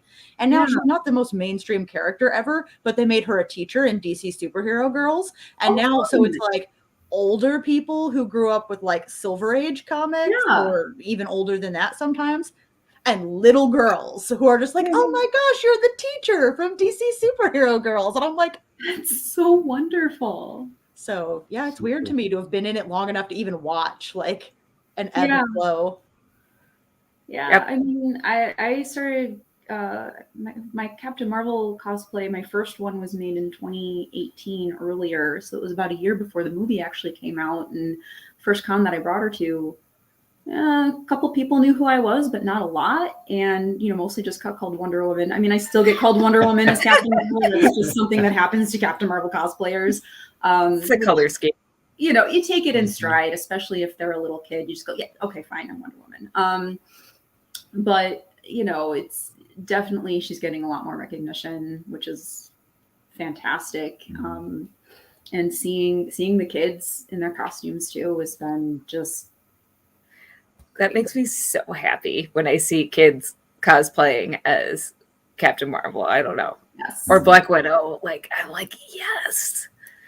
Little girls have more characters to look up to than. And so many more coming out now, especially with the MCU. We've got, you know, Kate Bishop, we've got Spider-Gwen, we've got, the Wasp and Stature and Monica Rambeau and Kamala Khan, and you know, just the list goes on and on and on. And we'll just be getting so much more, and it's wonderful. It's really great. I'm so here for it. And it's so crazy to think, like, not that long ago, my friends Mark and Ruby would find like fabric or a bag or something that had all the Avengers on it, except Black Widow, who was the only girl for a long time. And be like, well, can't buy this now. I remember that. You left her off. Like, and the Guardians of the Galaxy merch had the same problem with Gamora. Yeah. Although it at least makes like a little more sense, like only after the first Guardians of the Galaxy, because Gamora goes from being like the bad guy to the good guy like partway through the movie. Whereas it was still happening with Black Widow on the Avengers, like really late into her being on the team, not just like somebody who was like a gotcha character. I was a spy all along in Iron Man. So it's ridiculous. I don't know. It still shouldn't have happened with the Guardians of the Galaxy stuff, but like, and it's there's reasons for it. It's, you know, they're like, oh, boys don't buy stuff with girls on it. And I mean, my experience just as a you know, cosplaying women superheroes is that a lot of times it's the little boys that want to come up and say hi. And I mean, we had a shy kid that came up to the Avengers at one point. It was me and Cap and Thor, and the little boy just came right up to Black Widow, and I'm like, okay, this never happens. It happens once, but like, it does happen. We had a little boy who was really excited to meet Spider-Gwen. They had left the event and came back and was like, go Spider, I have a big boy bed. And I'm like, oh, that's awesome. The dad's like, we had to come back and tell Spider about our big boy bed. That's so cute. Oh my gosh. It's great. Yeah, they drove like 15, 20 minutes and then had to turn right back around. It was an emergency, I guess. Yeah, I had to say something. Yeah. I had I was at like a street fair, so not Metropolis Crayle, but a different one, a street fair con. And I was with a group of Avengers, and I was Black Widow, and I had a family with a 10-year-old kid follow us. And unfortunately, we went to a bar. So they put us into the bar because their little boy loved Black Widow. And I'm like, I felt so bad. I was like, no. I had no idea. But I felt bad because I'm like, oh, I'm sitting back and with a drink, and then they come in. Like, obviously it was right as we had sat down, so I wasn't like heavily drinking, but I'm like, everyone was kind of laughing. They're like, well, you know what, at least Natasha's Russian, like it's kind of my thing about them not including girls, because they're like, oh well, boys and men won't buy blah blah. It's like, the thing about nerds is we like to complete the whole set. So and like, if you don't give us the option, why would you not give us the option to complete the set, to have the whole set? Yeah. Like, lift out one of the main characters, People are still going to buy the main characters. So It's anyway, because they haven't accepted that adults buy that stuff. True. I'm just going to put a comment on the screen because I'm getting Ooh, mad this about is it a good now. question. So David McDonald asks, is there a costume you've worn that you were surprised when someone recognized you? That's a good question, David McDonald, whoever you are. Whoever you are. That's my husband, in case you don't know. Not necessarily for charity cosplay, because I tend to stick with the more recognizable characters for that, because you want to go to what the kids know. I do have Evane from Stardust that I wore to C2E2, and maybe 6 people knew who I was, but those 6 people were all very, very happy to see me and thought it was very cool. When I first started Scarlet Witch, it was before Age of Ultron actually came out. So this was a closet cosplay. I had seen the pictures, and the whole con, no one said anything, didn't even realize I was in a costume until the very end. You had all the Avengers kind of assembled by the letters at C2 and the end of the day on Sunday. And there was one cosplayer, a Hawkeye actually, who was like, you're an Avenger, come here. And of course, this was before the movie, which is weird because that happens in the movie, basically. So that was fun. And now you see everyone's cosplaying now. I love that. What about you?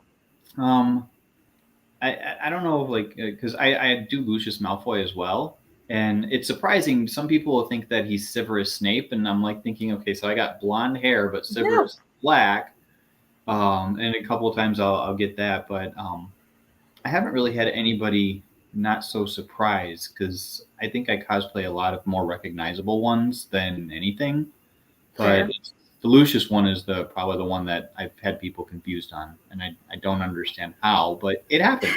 Some people don't know the entire story, or they just get a name stuck in their head and it pops out. Makes sense. Mm-hmm. Yeah. My most impossible, can't believe anybody recognized it costume was because it wasn't even a real costume. At Indiana Comic-Con one year, Kelly was there for this.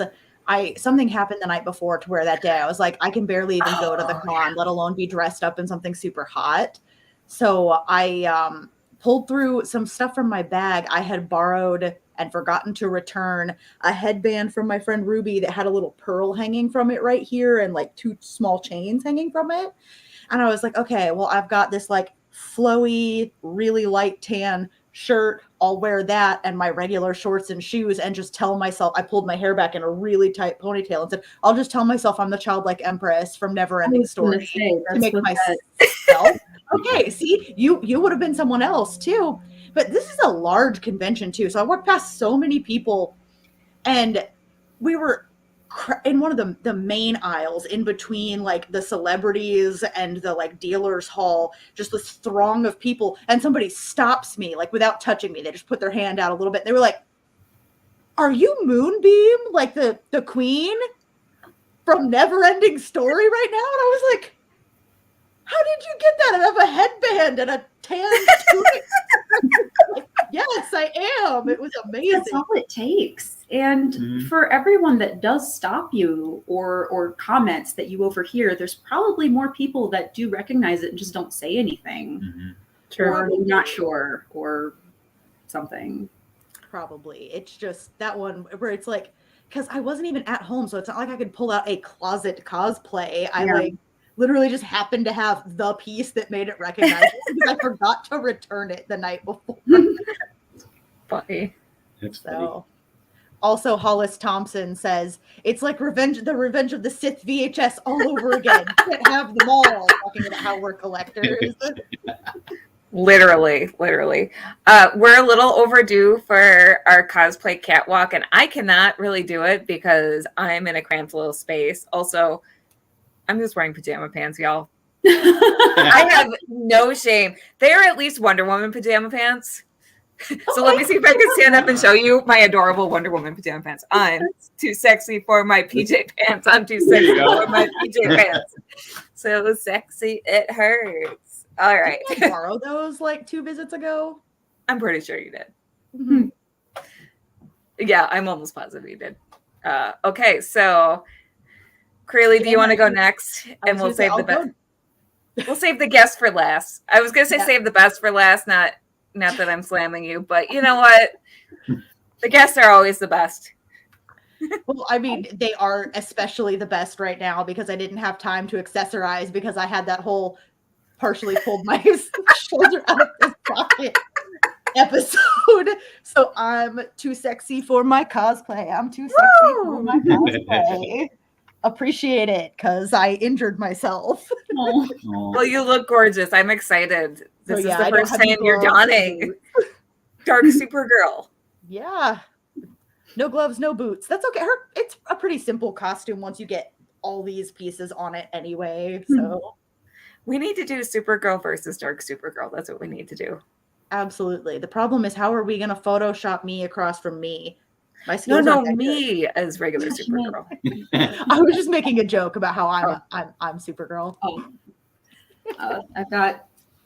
There's Jen's too sexy for Black Widow. She's too sexy for her cosplay. So sexy it hurts. One thing about this is there's the lipstick I You was got looking lipstick. for. And does this one have? No, because I ate it, but I can also put a granola bar in there.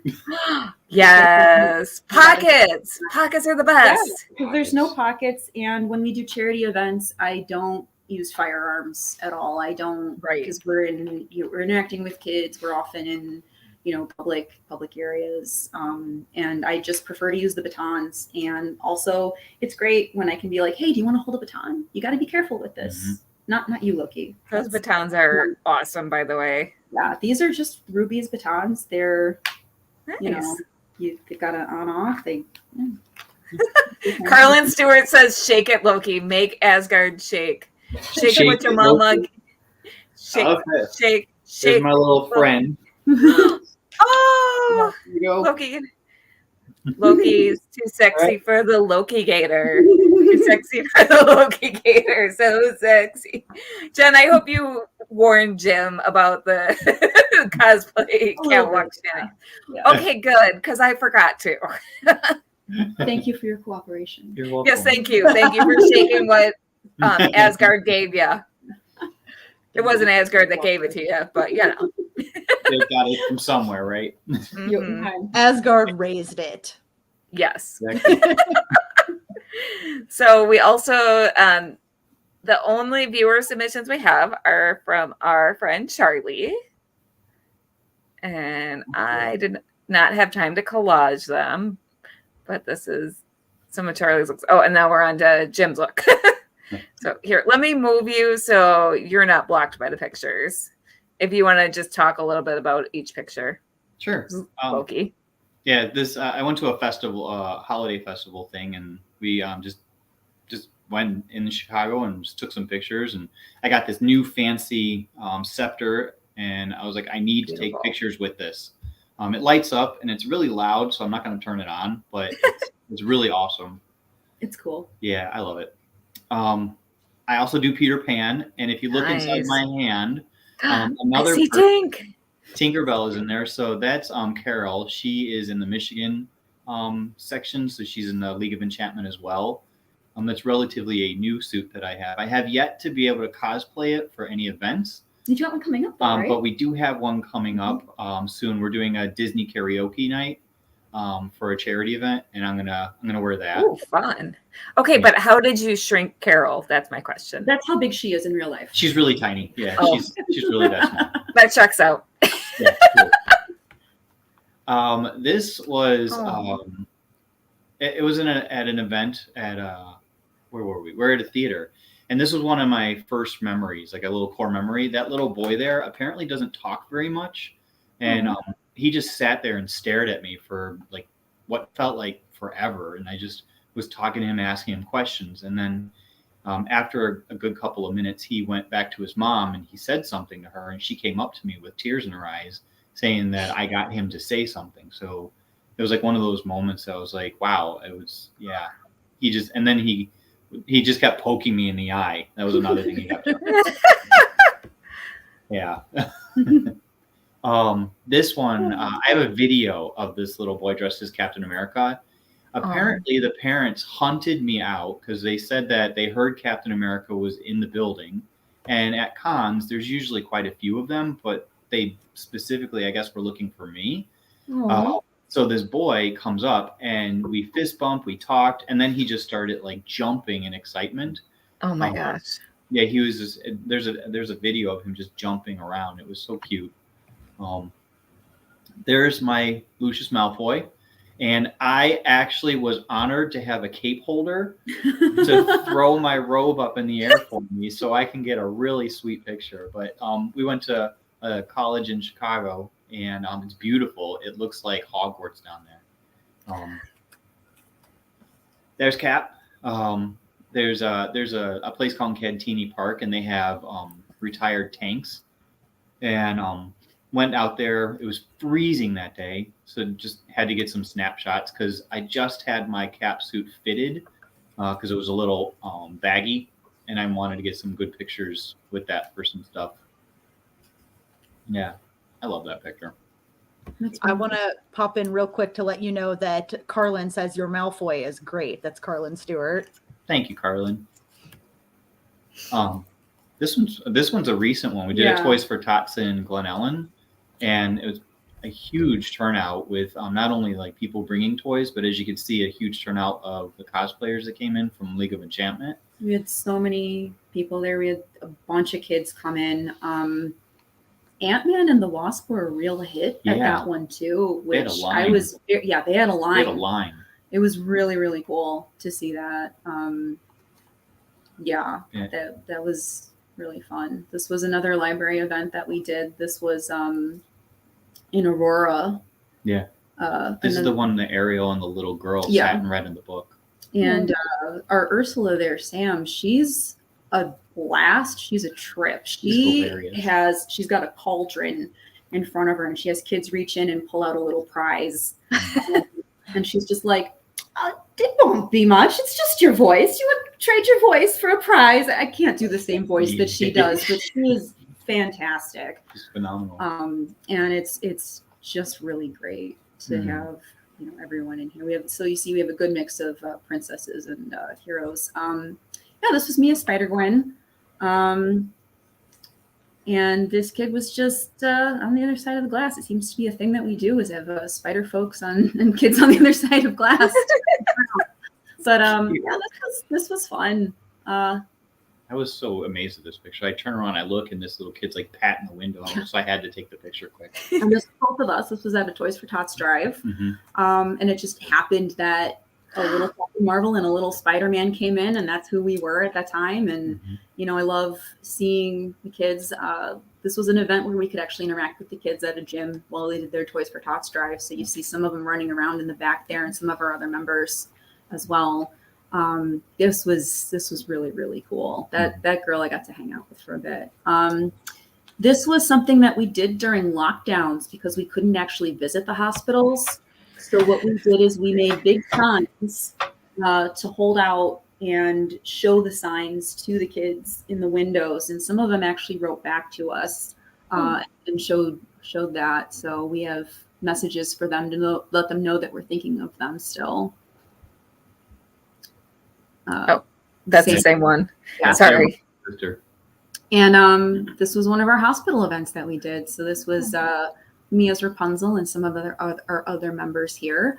That shows kind of what our care packages are. Each care package has like one big toy and then some other smaller activities and some other toys for them to do while they're in the hospital. Yeah, stuff to let them just know that we're thinking about them. Love it. And this was Jim's first event. This was my first event. So yeah. And it was really fun. I was nervous. I didn't know what to expect, what to do. And I'm not gonna lie, Jen was like really great and supportive. And Thor right there, he's actually our president of the Chicago division. And he helped, he's the one that got me into this.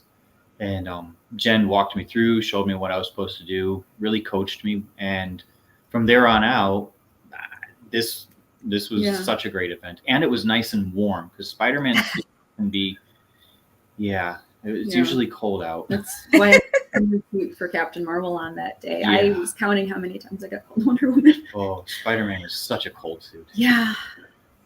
Yeah. Our third board member did just let us know that we are up to 36% of our goal now. So All right, let's keep it going. Let's keep it going.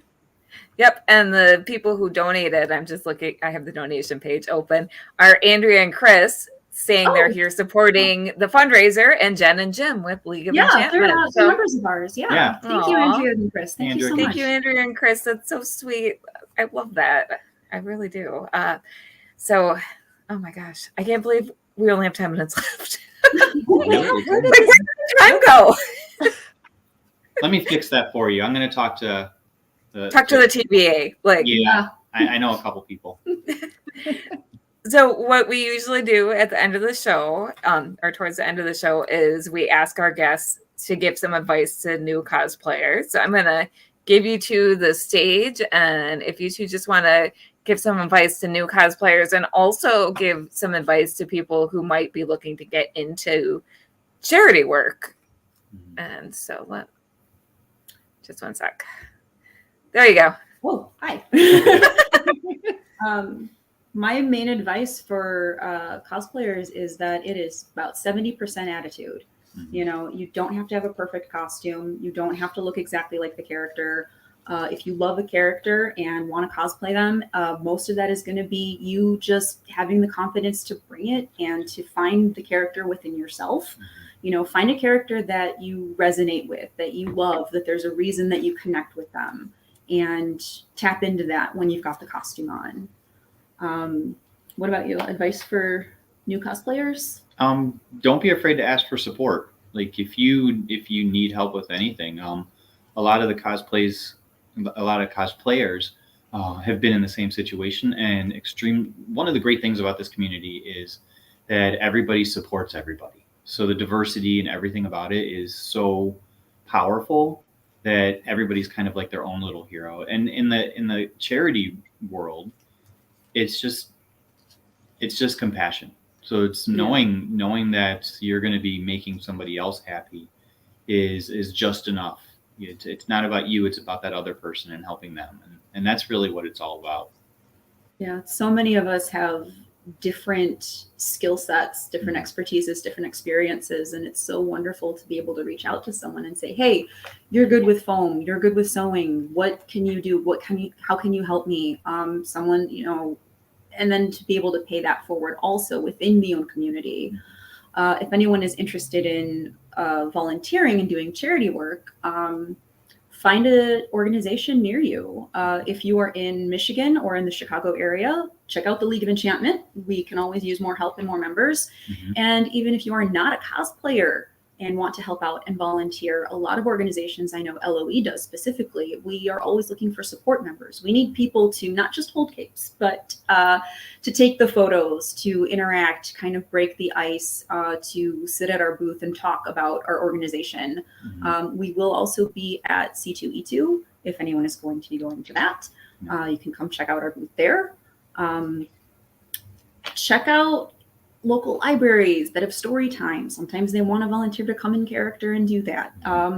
Check out, I don't know what other kind of organizations, but look on Facebook, look on social media, see if there's something near you. There's a lot of other groups out there that do hospital visits and libraries and any kind of charity that, you know, we're reaching out to the community to be a part of.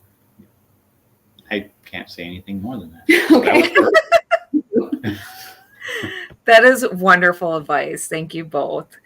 So where can we find you? So me personally, I'm Jen Watson Art on Instagram, and I've got a Facebook page, Jen Watson Art. Also, I'll post my cosplay there as well as a lot of my illustration and my Etsy shop. I'm Jim Kuczynski. On my Instagram, it's weird. It's Jiminy Cricket, but Jim spelled like going to the gym, GYM, instead of the character.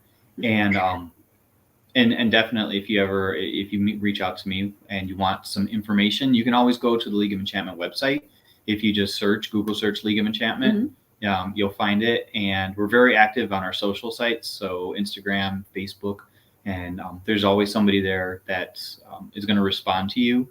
If it's one of the social sites, it might be me. So it's Facebook is League of Enchantment Chicago. There's also League of Enchantment Michigan. Yes. And what is the Instagram site? It's LOE Chicago. It's LOE Chicago. Yeah, it's LOE Chicago on Instagram, and loechicago@gmail.com is our email address. If you have any questions, you can always email us. Whether that's an event, a membership question, I'll probably be answering the membership question, or one of our other membership team members. And we also take any general questions as well. If you have any questions about the organization, email us, find us on Facebook, check out our website, leagueofenchantment.org. There's sections for Michigan and for Chicago. Always happy to have new members, new interest, more people who want to help their communities and put more joy into the world, because that's why we're here. We need to put more joy into the world. We need more good things. And it just ripples out, you never know who you're gonna reach. And that's okay. All right. And Crayle, where can we find you? So you can find my cosplay stuff along with Kelly's cosplay stuff at linktree.com/Phoenix Sis Cosplay. So Phoenix SIS Cosplay, short for Phoenix Sisters. And then on top of that, if you're specifically looking for Pokeball dioramas and other Pokemon themed art, linktree.com/Pokeballs, no accents or anything, by Crayle, my name like it's spelled here, Pokeballs by Crayle. That's got the social media, the store, how to custom order, all kinds of stuff like that. And Kelly, do you want to tell us where we can find anything to do with you outside of our Phoenix Sisters link tree? Yes. So if you go to my website, www.kellyguentner.com, that's GUENTNER, you can find, there's not a whole lot outside of, like you and I do everything together. Basically, you've even edited my book. So yeah, that's basically where you can find my books, which Crayle edited my most recent book. You can find my podcast stuff, my cosplay stuff, all my creative stuff is on my website.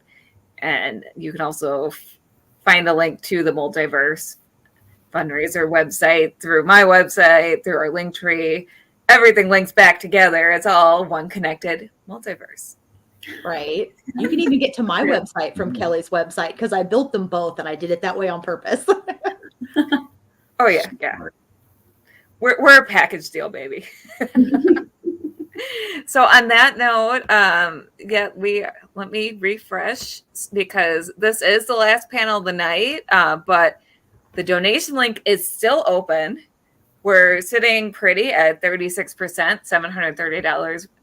Thank you to everyone who's donated so far. Thank you to all the panelists and all the hosts who have given their time. So this event is great.